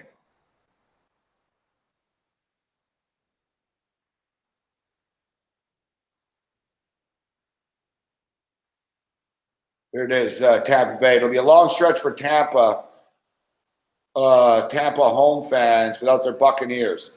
Following a home game against the Giants on September 22nd, the Bucs don't play another home game until November the 10th.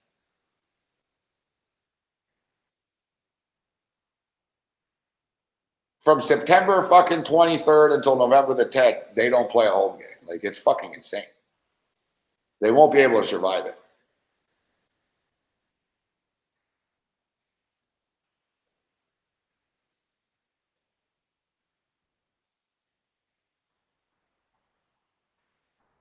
Like week one, all right, week one, Tampa hosts the San Francisco 49ers. It's a winnable game for them. It's a winnable game. You know, I think the 49ers are a little overhyped. Ooh, Garoppolo this, Garoppolo that, whatever. Tampa should be able to win this game. It'll be a toss-up, but Tampa can win the game. Week two, they go to Carolina on a Thursday night. It's fucking ridiculous. Thursday night football, week two, right out of the gate. So they go to Carolina week two. You know what? They could win the game, actually. It's not impossible. They probably don't. I don't think they will. Let's say they're 1-1 Tampa after two. Week three, they host the New York Giants.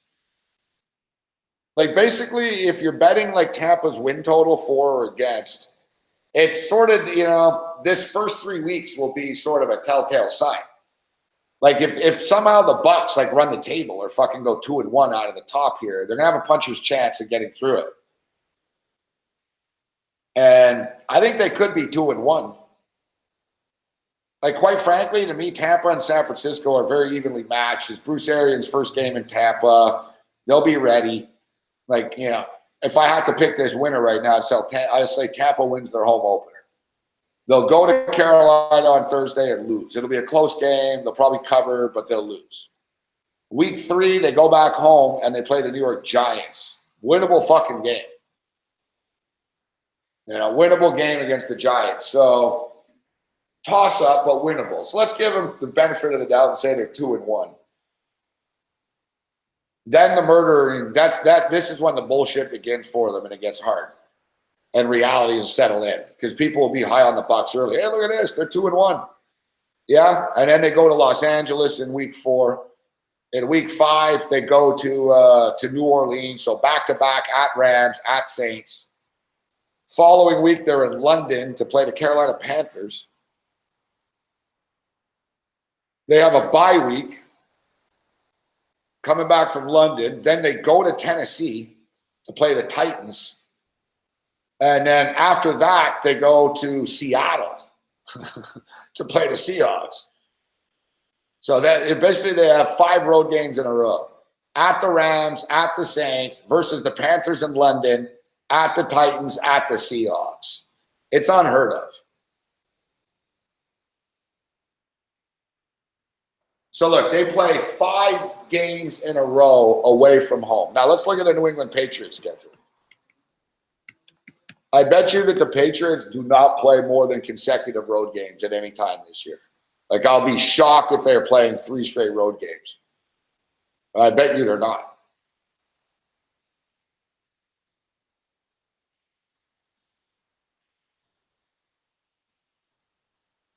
All right, week 1, Pittsburgh. Week 2, at Miami. Week 3, Jets. All right, week 4, at Bills.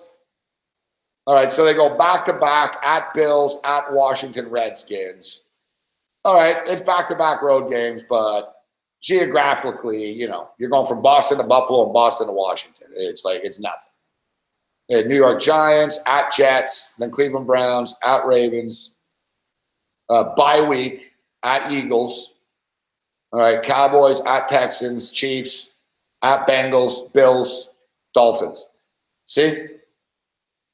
So Tampa go a stretch of 5 weeks without playing at home. The Patriots, twice in the year, they play 2 good road games in a row, yet one of them is in Buffalo, the other one's in Washington.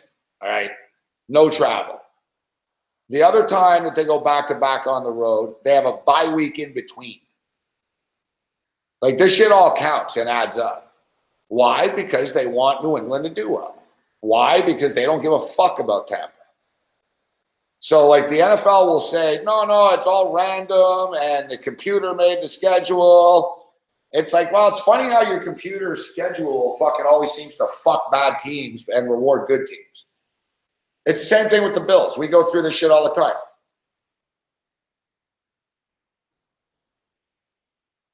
We go through this it's the same shit. I think 2 years ago, the Buffalo Bills played like 7 games against teams off a bye week. Like almost every game the Bills played, the other team was coming off a bye. It was fucking bizarro world. And they're like, oh, it's random. You know what though? Like the NFL, they did like literally like 700,000 schedules, supposedly, or 294,000 schedules or something crazy. And like the computer did, the algorithm. And ultimately,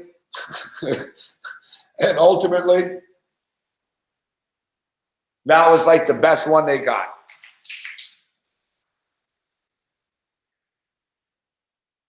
Like essentially, somebody had to get screwed.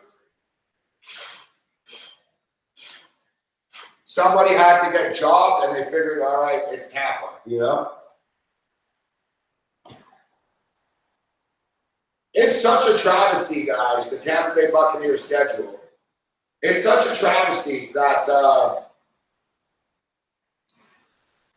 even the schedule guy that made the schedule said he's sorry and he's pulling for Tampa. He even said, he goes, I'm supposed to be objective and I probably shouldn't be saying this, but he said, I really hope Tampa does well on this road trip. And he goes, I'm not going to lie to you. I'm going to be pulling for them, and I just hope they're able to survive the road trip, you know?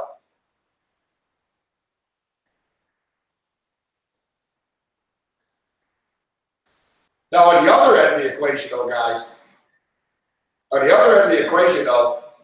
is if they survive the first 8 weeks, that's why I'm saying, guys, be careful. I'm in no rush to bet these guys to the under. Like, I think they could be a dangerous team, actually. And if they can, the thing is, those games are all hard. It's not just it's on the road. They're all against good teams. That's the problem.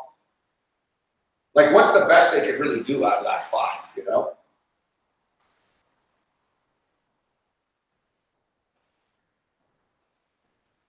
I think we're being generous, and we can say they could be 2 and 3. You know, they're not going to go 1-5, but 1 and 4 might be extreme. Let's say they're 2 and 3. So let's say they go 2 and 1 and then 2 and 3. So that's what 2 and 1, 2 and 3, 4 and 4. It'd be 4 and 4. You know what I'm saying? Like they're 4 and 4 after 8 games, and then you look at the fucking second half of the schedule.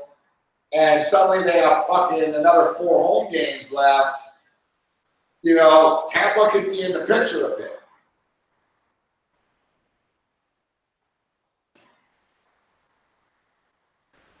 Because Tampa gives up their home game. That game against Carolina is a home game for them. You know, let's look at the second half of their schedule. It's kind of the same thing for the Buffalo Bills. I'm looking at the Bills schedule. If the Bills can dodge a few bullets early, they can be in the mix too, the Bills. But, the thing with the Bills, I like their win total a lot over 6.5. Now it's high juice. It's like minus 170 to the over. It's popping up at 7 in a lot of spots now, even money 7. I like that. The problem with the Bills, I think they'll go over their win total, but there's quite frankly, there's teams that are better than they are in the AFC still, like to make the playoffs.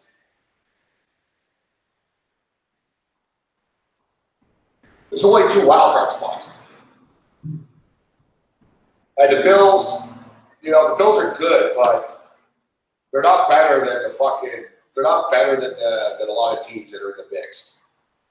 Like the Chargers and the Chiefs, good example. Fucking Edmonton, guys. You're down by 13 points only. You're acting like you're down 30 or something. Like there's no pace from Edmonton. Everything's dink and dunk. Everything's like fucking pick up 3 yards at a time. It's like, guys, pick up the pace of it.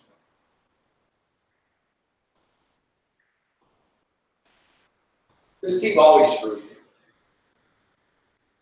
Like one way or the other, the Eskimos find a way of fucking me.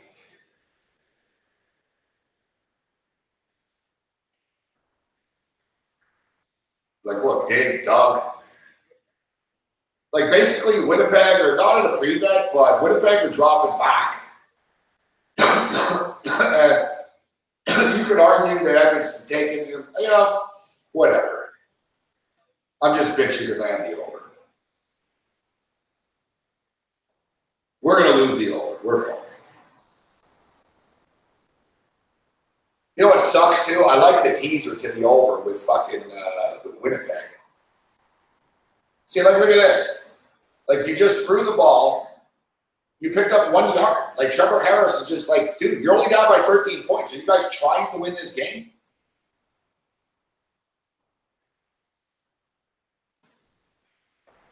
They got the ball with 10 minutes left. It's literally taken up 3.5 fucking minutes. And you're still only on the 30-yard line. Like, every fucking play is fucking dig, fucking. Like, your captain checked out, Harris. I get it. You've been hit a few times, but bro, you know? All right, going deep. Shitty pass. You're going to have to go for it. Field goal does you nothing. You're going to kick a field goal. You're down 13 with 6 minutes left and you're kicking a field goal. Fuck me, man.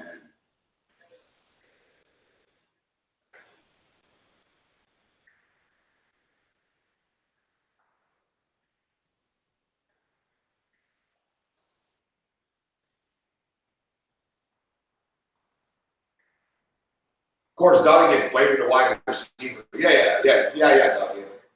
Wide receiver's got to come back. Yeah, of course. Yeah, this field goal really helps everything. Fucking idiots. There's the total. We're done.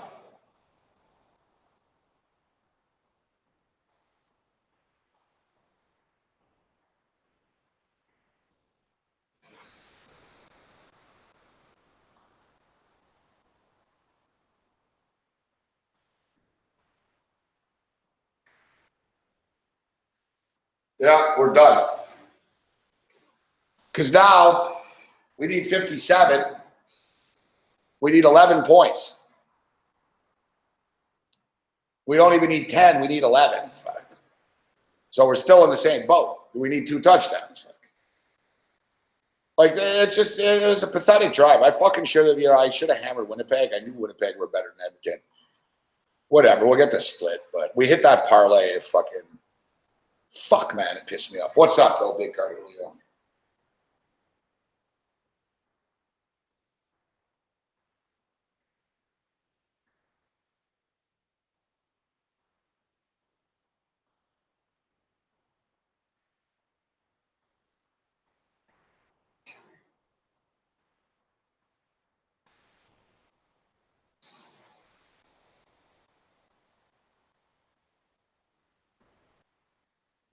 We're getting closer to this free agency shit, at least.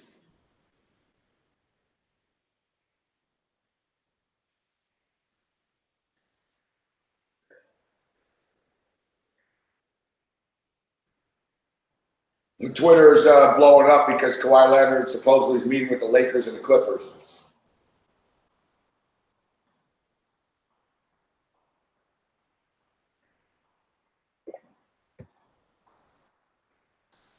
As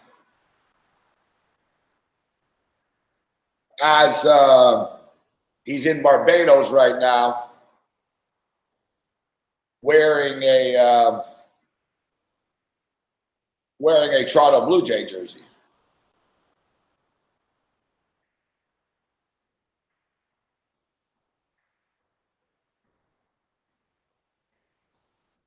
I'm really not concerned. For me, it's annoying Only because of the fucking tweets and like there's so many Raptor haters out there. They're just dickheads, right? They're trolls. Like even though the Raptors win,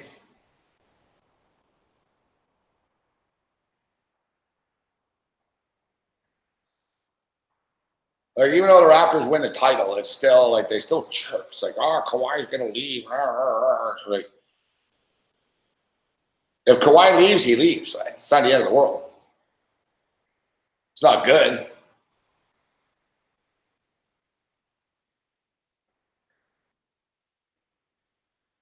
If Kawhi Leonard is not on the Raptors, like next year, I think they would fucking make it to the conference finals and lose. That's my that would be my early prediction. I like that they would be good. They would battle. It would be a valiant defense type thing. You know what I mean? They wouldn't just roll over, but they'd hit a wall, right? Kawhi Leonard put them over the top in the playoffs.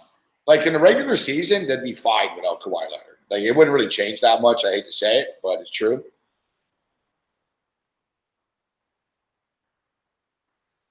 Like, what was the Raptors' record without Kawhi Leonard?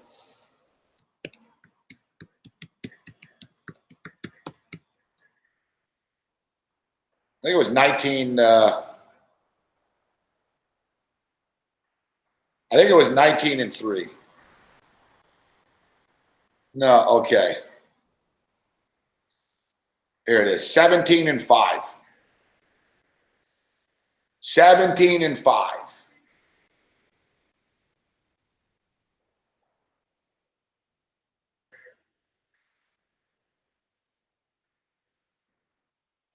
So that win percentage is no different than what their 58 win was. You know what I'm saying?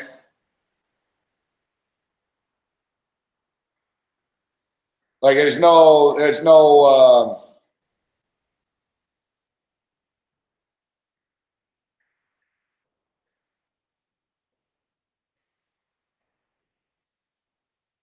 like I said, like the difference would be in the playoffs. Because if they don't have Kawhi Leonard, they would also be able to sign somebody else. And whoever they sign wouldn't be as good as Kawhi Leonard, but, you know, the numbers, you know, they're somewhat replaceable. Like I said, like let's say hypothetically they lose Kawhi Leonard and they sign Julius Randle. Now, I don't think they're going to sign Julius Randle, but I think Randle is going to sign with the Knicks. But let's just say, like hypothetically, you know, Julius Randle averaged 23.9 points per game. Kawhi Leonard averaged 27. All right, so you lose 4 points per game, you know, by one player, and the rebounds would be the same. So, you know what I'm saying? Like, you plug the guy in, like, the difference would be in the playoffs, like, when the shit hits the fan and there's 2 minutes left, you know, Julius Randle's not Kawhi Leonard, right? Like, that's where Kawhi Leonard comes into play. Like, that's why I'm telling you, like, the regular season, listen, I'm not going to lie to you. I'm going to be depressed and pissed off and upset if Kawhi Leonard leaves. I'm not going to hate him forever. I'm not going to burn his jersey or anything like that, but I'll be pissed. But if he does leave, on the positive side, 8-8, the Dodgers blow the lead, of course. On the positive side, I'll fucking crush the win total next year.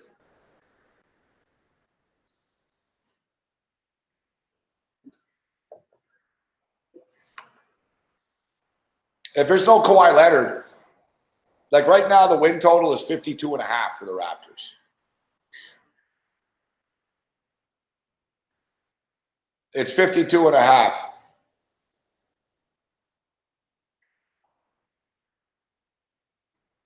If Kawhi Leonard doesn't re-sign, it's going to drop significantly. I think it'll drop like 5 games or so. 6 games. I think they'll go from 52.5 to like, you know, 46.5, 45.5. I'm sort of thinking in that range. 46.5. I think people underestimate them. and it'll drop quite significantly. Now, the odds makers aren't stupid, though, right? Like, they're going to know that the Raptors, like, were fucking good before him still. Like I said, I don't think he's going to leave. I think that a lot of these meetings, number one, he's almost obligated to do it. Like, it's hard not to take it personally, but, I'm not, we just sort of ignore all this shit now. It's all just noise. As Raptor fans, we can look at it and say, look, we can't do anything more than we did. We won the championship. The city loves them, and all that other stuff.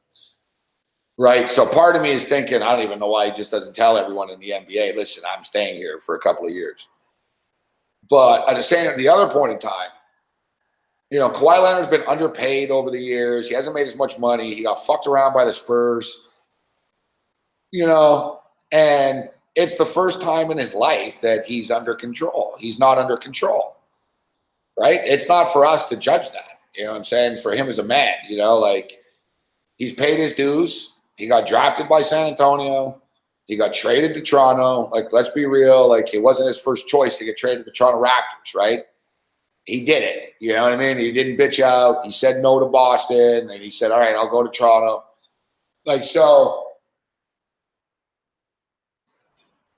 He's done, he's done everything that's been asked of him, right? He won a fucking championship for us. You know what I mean? He wasn't the only reason we won. Van Fleet and Lowry, a lot of guys stepped up big, but, he won a championship for Toronto. And so I sort of think personally, and I'm just speculating, no one knows, but like I said, I still think he's re-signing. I think he's going to sign a 2-year deal. And he's obligated almost as to the union as well, guys. Another thing too, to the PA. He's the best player in the league. He's a free agent. He sort of has to manipulate the market and play the game and shit. And I get it. But I think personally, and it's just me in my own opinion, that I think he's meeting with the Clippers and the Lakers. And he's going to fucking tell them that, you know what, I'll fucking come here in 2 years. I think he's going to tell them, I think that's my own personal opinion. I think that's why he's sort of meeting, and he could tell LeBron or whatever, and they could say, well, that's too late or whatever, but he's only going to be 30 then, right? I think he's going to tell them, listen, I didn't really think I was going to stay in Toronto, but it's for obvious reasons. I got to stay and defend the title. But I'm only going to sign a fucking 1-year deal, or I'm only going to sign a 2-year deal. So I'm just letting you know I'm flattered. And, hey, we'll talk in 2 years if you want. That's the sort of feeling I get. And it's funny that Danilo Gallinari, who's on the Clippers, he was asked about Kawhi Leonard. And he even said, maybe he wanted to leave, but he said, Gallinari said this. He goes, maybe he wanted to leave, but he goes, why would he leave now? And he even said, he's got a country that loves him. And he goes, he just won the title. And he said, people that win titles like to defend titles. It's true. The only other thing is if Kawhi Leonard goes to the Lakers, right? If Kawhi Leonard goes to the Lakers, he doesn't need to worry about defending the title with the Raptors because the Lakers will win the title. I hate to say it, but it's true. I don't fear the Lakers with Anthony Davis and with LeBron. And I don't really even care what the other third guy they got would be. It wouldn't really matter, in my opinion, that much. Whatever. They get D'Angelo Russell, he's good. They'll get a good player, Chris Middleton or something. They'll get a good shooter, I'm sure. They're not going to be a joke, the Lakers, but, But if the Raptors have Kawhi Leonard and the Raptors are basically the same team next year, and Masai Ujiri adds one little thing, tweaks something, they could beat anybody again. But that's even if let's say they play LeBron, Anthony Davis, and Kemba Walker or something. The Raptors can beat them in a series. I think the defense and sort of the Warriors shit. The Raptors got a little lucky with people getting hurt too. They had luck on their side. But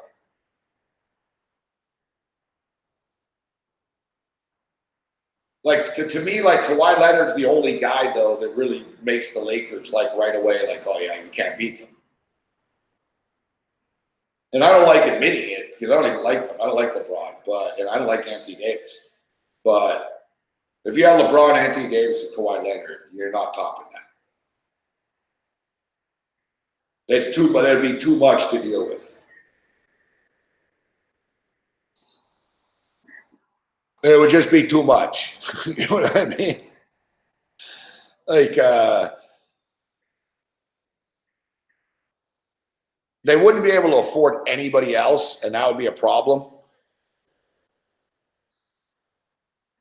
But they would definitely be the team to beat, you know?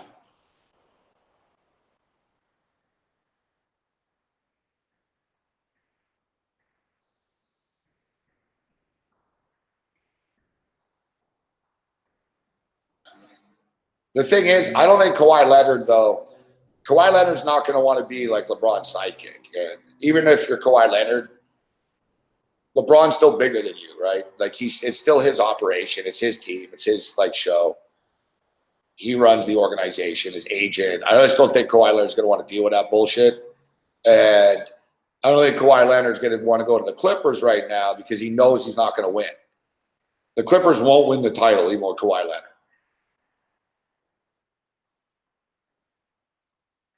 Like it's not the same. Like the Raptors were fucking close to a title, right? Like the Raptors were right there. They just needed to get pushed over the finish line. The Clippers aren't right there. You know, the Clippers are good, but they're not. You know, the Clippers not like, oh yeah, the Clippers are on the verge of winning a title. Like they're not. Like I said, they won 2 games against Golden State. We'll give them credit. You know, it was nice. You know, one of them was a fluke fucking 27-point comeback where they hit a bunch. Lou Williams hit a bunch of threes, but like, you know, they haven't won anything. They haven't done anything in the playoffs. It's not like they're climbing the ladder. Like to me, the 2 teams would be closer, like Portland and Denver. I stand by it. I just don't think that the star shit works. I think that there's going to be a changing of the guard here. You'll see in the NBA.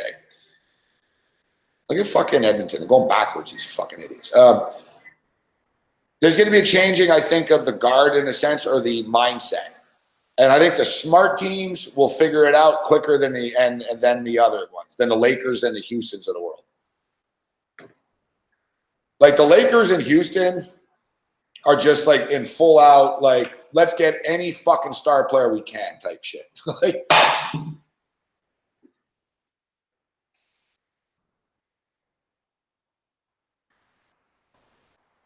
Like that's their solution. Like that's the Lakers solution. We need a max player.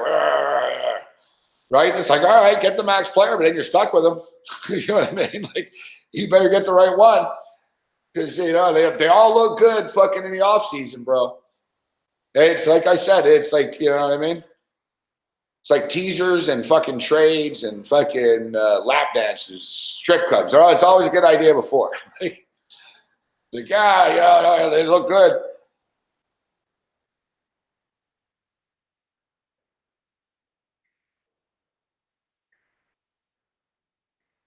Look at these guys. Another one. 1st and 10. They're kicking a field goal now.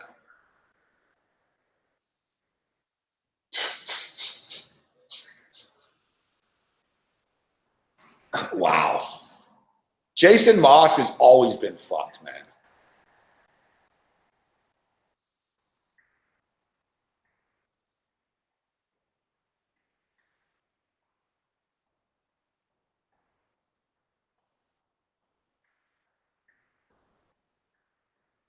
What's up, Grinch?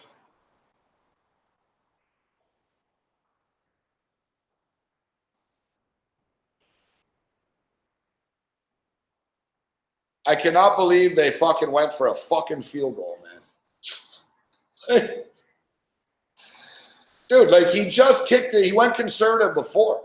It's like, all right, coach, you know, in the last 2 drives, you know, you scored 6 points. You left 8 points on the field. Like, I don't know. Like maybe if you would have went for it both times, you'd fucking be in the lead right now.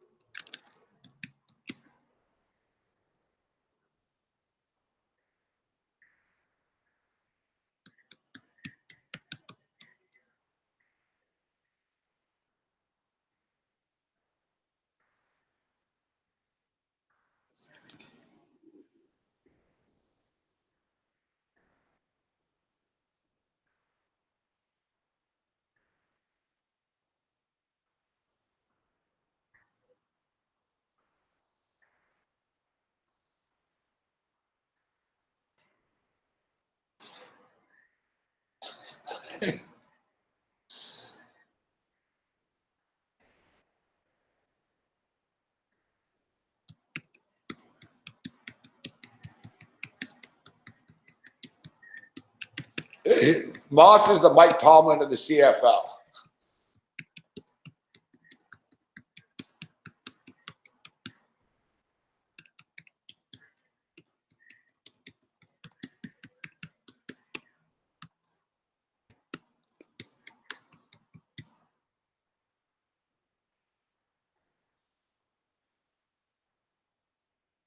Watch him get the ball back now.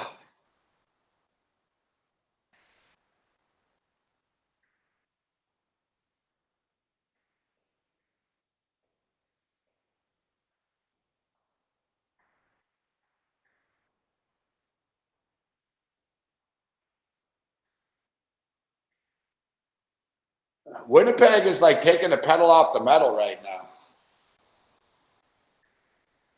Winnipeg is like stopped trying to score for a while, and suddenly here it is, 2nd and 15.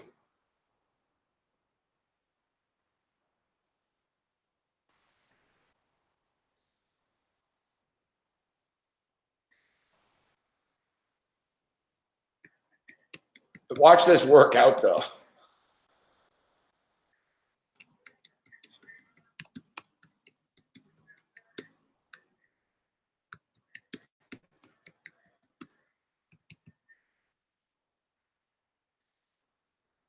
Wow.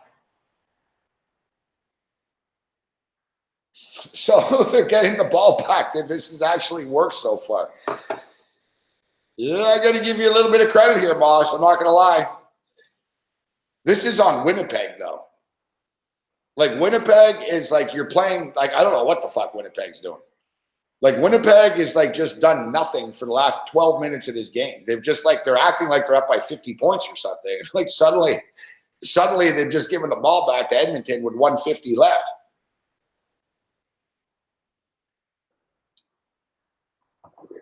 They can get good field position here, too.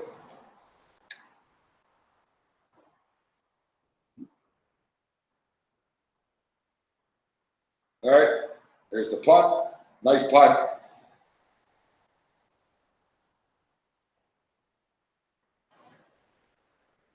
Not a bad return. No flag. They're at the 50-yard line. They got 114. Except the clock stops in the CFL a lot here. All right, D-backs are now up 4-1. Good for Ken. Good call.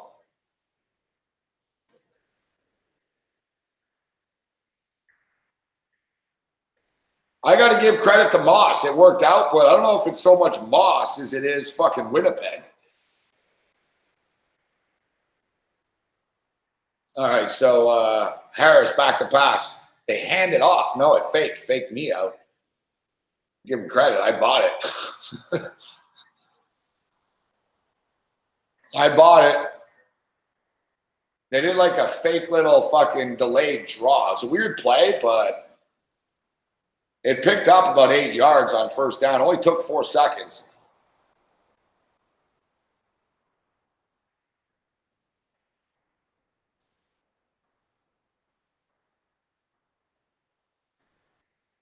Oh, that's right. He was on fucking I forgot. Sorry. I thought he was on Arizona. You're right. He's on. Oh, drop pass.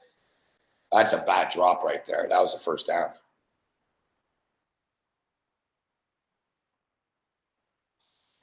Oh, yeah, poor Cam. I forgot. I thought he was on Arizona. You're right. He was on San Francisco. Whatever. This fucking teaser, though, he's getting a push so far because they're at 49. 28-21, 3rd and 4. Fucking idiot here. Dropped it. Now the game's on the line for real for Edmonton.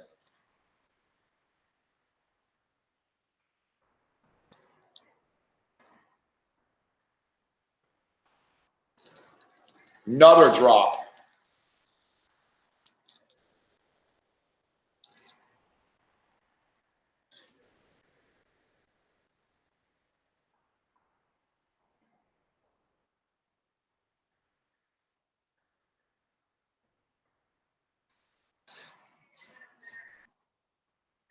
You know, why are you throwing it so deep on? You only need 4 yards.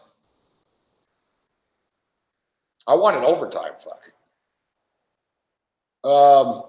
Look at this. Ball's right there. You got to catch that.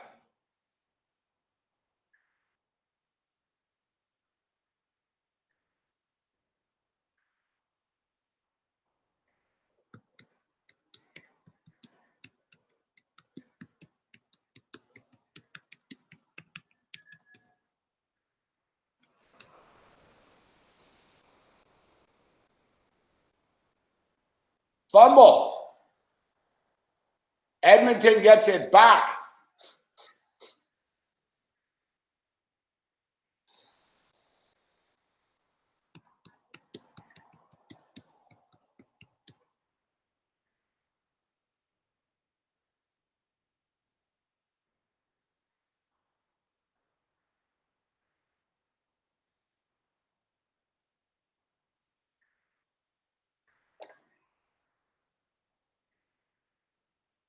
This game.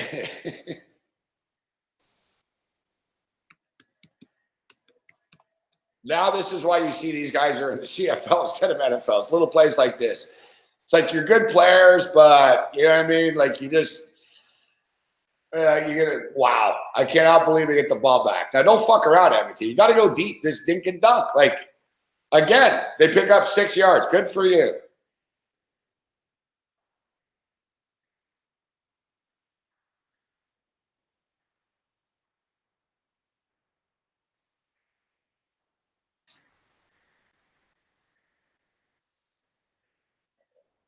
Yeah, it's like Bill O'Brien told that quarterback. Was it TJ Yates?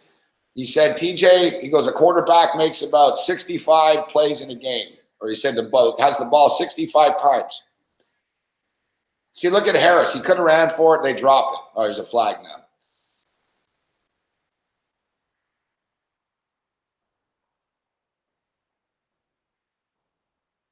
Yeah, Bill O'Brien, I don't think is a good coach, but it was a good line that he had. It's true. He told the quarterback, he said, he goes, you'll have the ball in your hand 65 times a quarterback in a game.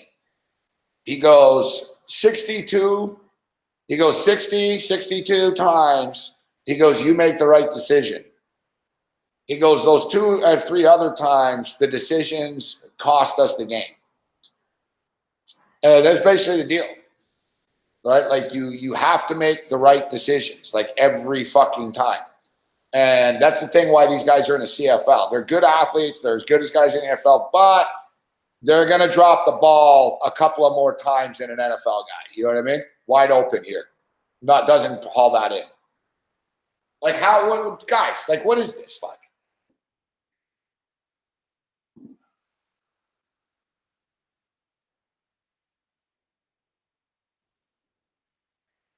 Harris is hanging the ball, but look at this. The ball is there, man.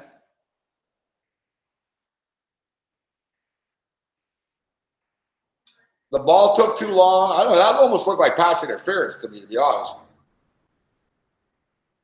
I'm not going to blame the wide receiver there. Harris hung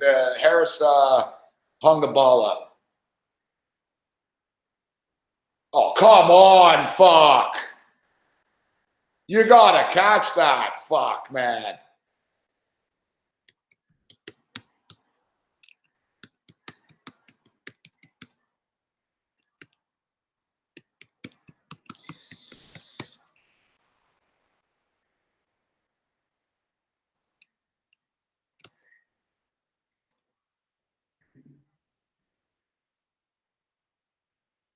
Another one. Like the ball was right there, man. Dude, like our over, like we could hit the over with this.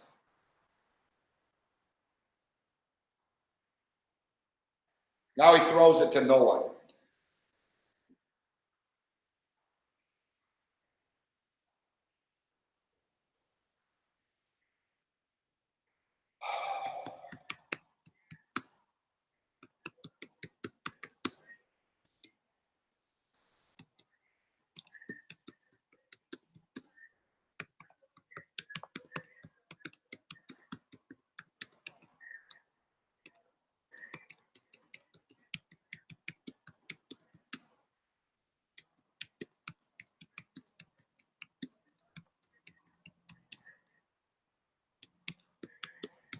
The fucking wide receivers should have to fucking hitchhike back to fucking Edmonton.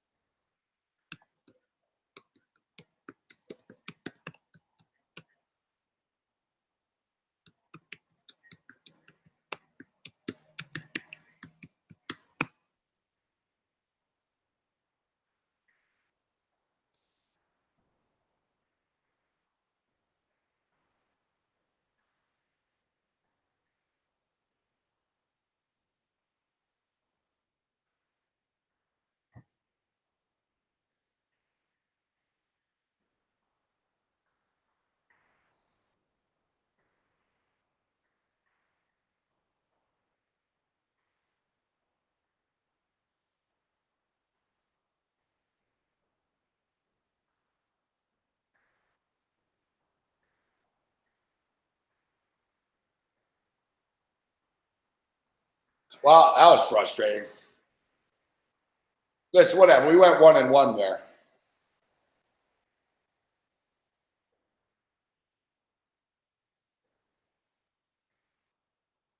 Like the wide receivers, I don't like blaming one core of guys, but like seriously, Dodgers up 9-8. Like seriously, like how many? Like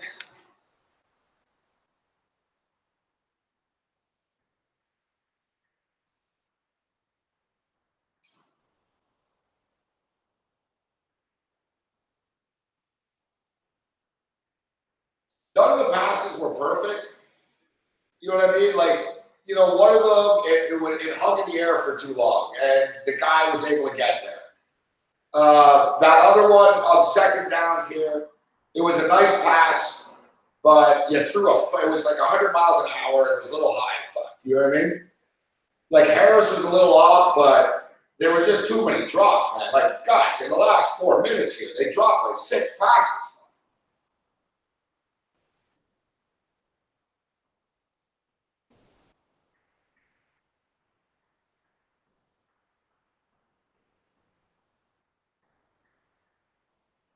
You know, like there was the 3rd and 4. He drops the little dink and dunk. Fucking, you know, just one after another, guys. Like, holy crap, man.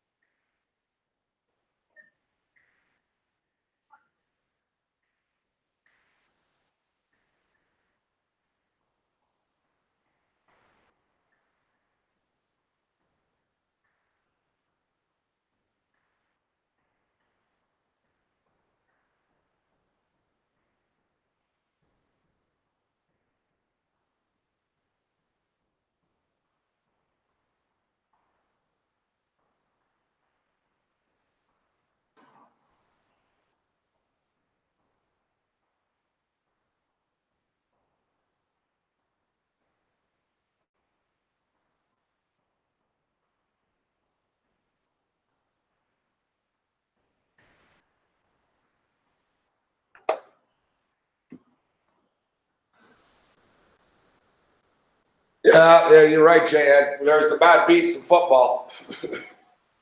Well, look, we were on the Bombers. We got the split. We're now 9-4, so we get the split.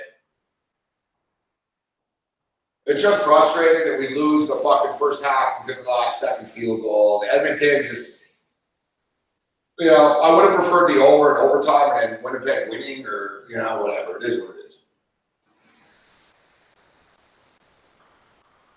We go 1-2 tonight. We go 1-2, but at least the winner that we hit was at plus 122.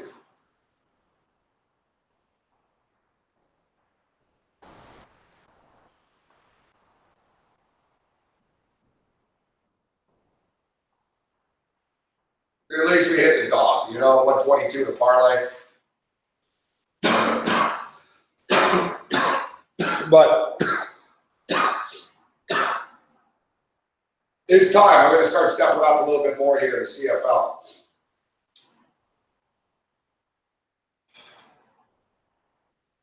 We said we're off to a nice start. I've got some confidence. I don't love the game tomorrow night, though. You got Montreal at Hamilton. It's like 12.5 points. It was 13. It's come down to 12.5. Hamilton are 2-0. They just obliterated Toronto. Montreal aren't that good.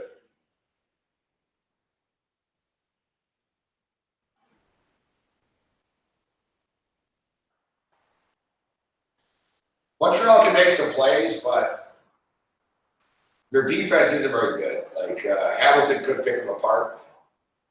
Except we're getting double-digit points. I'll tell you now, I'm leading with the Alouettes. I'm not betting big on it, but I'm leading with taking the double-digit points tomorrow. And I think the total's too high. I've been betting overs, right? So now it's 6-2 to the over on the season, 8 games so far in the CFL. It's only been 2 weeks, so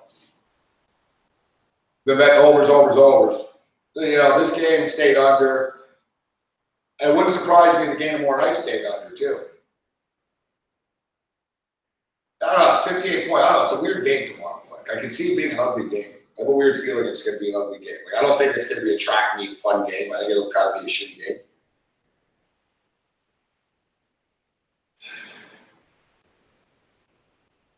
It's another thing, like, every game in the CFL this year has been pretty good. Even this game was all right. It kind of got sloppy at the end, but we're almost due for a clunker. And then Saturday night's the game I like. Saturday night's a fun game. I think it's at 7 o'clock Eastern, Saturday night. I'm not sure if it's at 7. I think it's at 7, though. Calgary at, I'll check before we wrap it up here. Calgary at BC. It's going to be a good game. The total is 53. I like the over. Like tomorrow, I'll just sort of pitter patter on Bet Online. I'll bet 365 here tomorrow.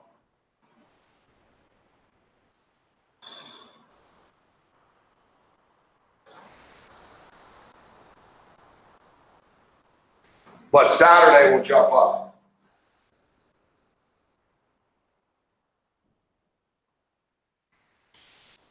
I'm not going to go too crazy, but you know, like $200 or something on Saturday's game. I'll increase it. I've only been betting like, you know, 100 a game here, 75 a game on the CFL. The trips to Toronto didn't help.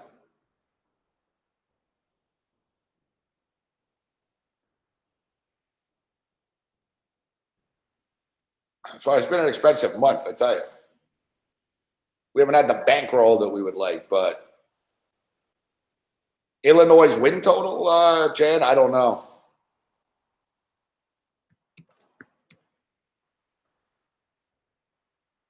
It's not on the. It's not really on the top of my. It was on the top of my list. We did talk Illinois today with Mark Lawrence, where we were going to get. Next week we'll get to Illinois.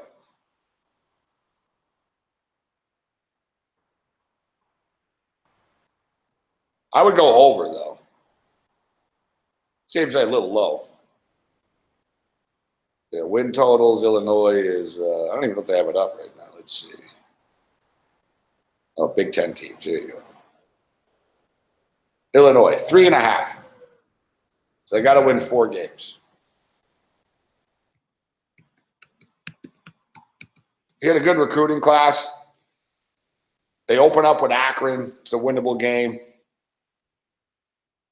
So they'll be 1-0. Illinois at Connecticut. They could beat Connecticut. Fuck, they could be 2-0. Eastern Michigan at Illinois, 3-0. Nebraska at Illinois, 3-1. Illinois at Minnesota, 3-2. Minnesota at Illinois, or Michigan at Illinois, 3-3. Wisconsin at Illinois, 3-4. Illinois, Purdue, 3-5. Rutgers at Illinois. There's your 4th win. Illinois at Michigan State, loss. Illinois at Iowa, loss. Northwestern Illinois, loss. Maybe they could win that game, but probably not. So it's 3.5. I would, you know what I mean? I sort of think they can get to 4. I would lean with the over. It sounds crazy, but they really could be 3-0. Like they're going to be favored in every one of these football games. Like Akron are a bad MAC team, fuck, all right? So they're not going to beat Illinois. Illinois, UConn. UConn are one of the worst teams in college football. The game is in UConn, but still.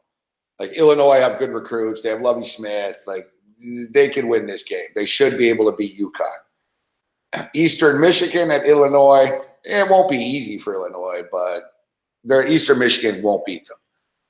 I actually think Illinois will be 3-0. So then you get into the Big Ten schedule, and the question is, can they win one fucking game in conference play? And it's debatable. Like, really? Not really. Like, who can they beat in the conference? Rutgers. Rutgers at Illinois, November the 12th. That's the one they could win. And it's, look, the odds makers have it at 3.5. They're saying the same thing. They go 3-0, and then it comes down to the Rutgers game. But I would lean with the over when it comes to Illinois. But other than that, we're done. I was going to end at 11:30, but this football game went on. We appreciate the patronage. We'll see you tomorrow on the morning show or in the afternoon. Tomorrow night, we'll be watching the Alouette game. Other than that, you're on your own. Later.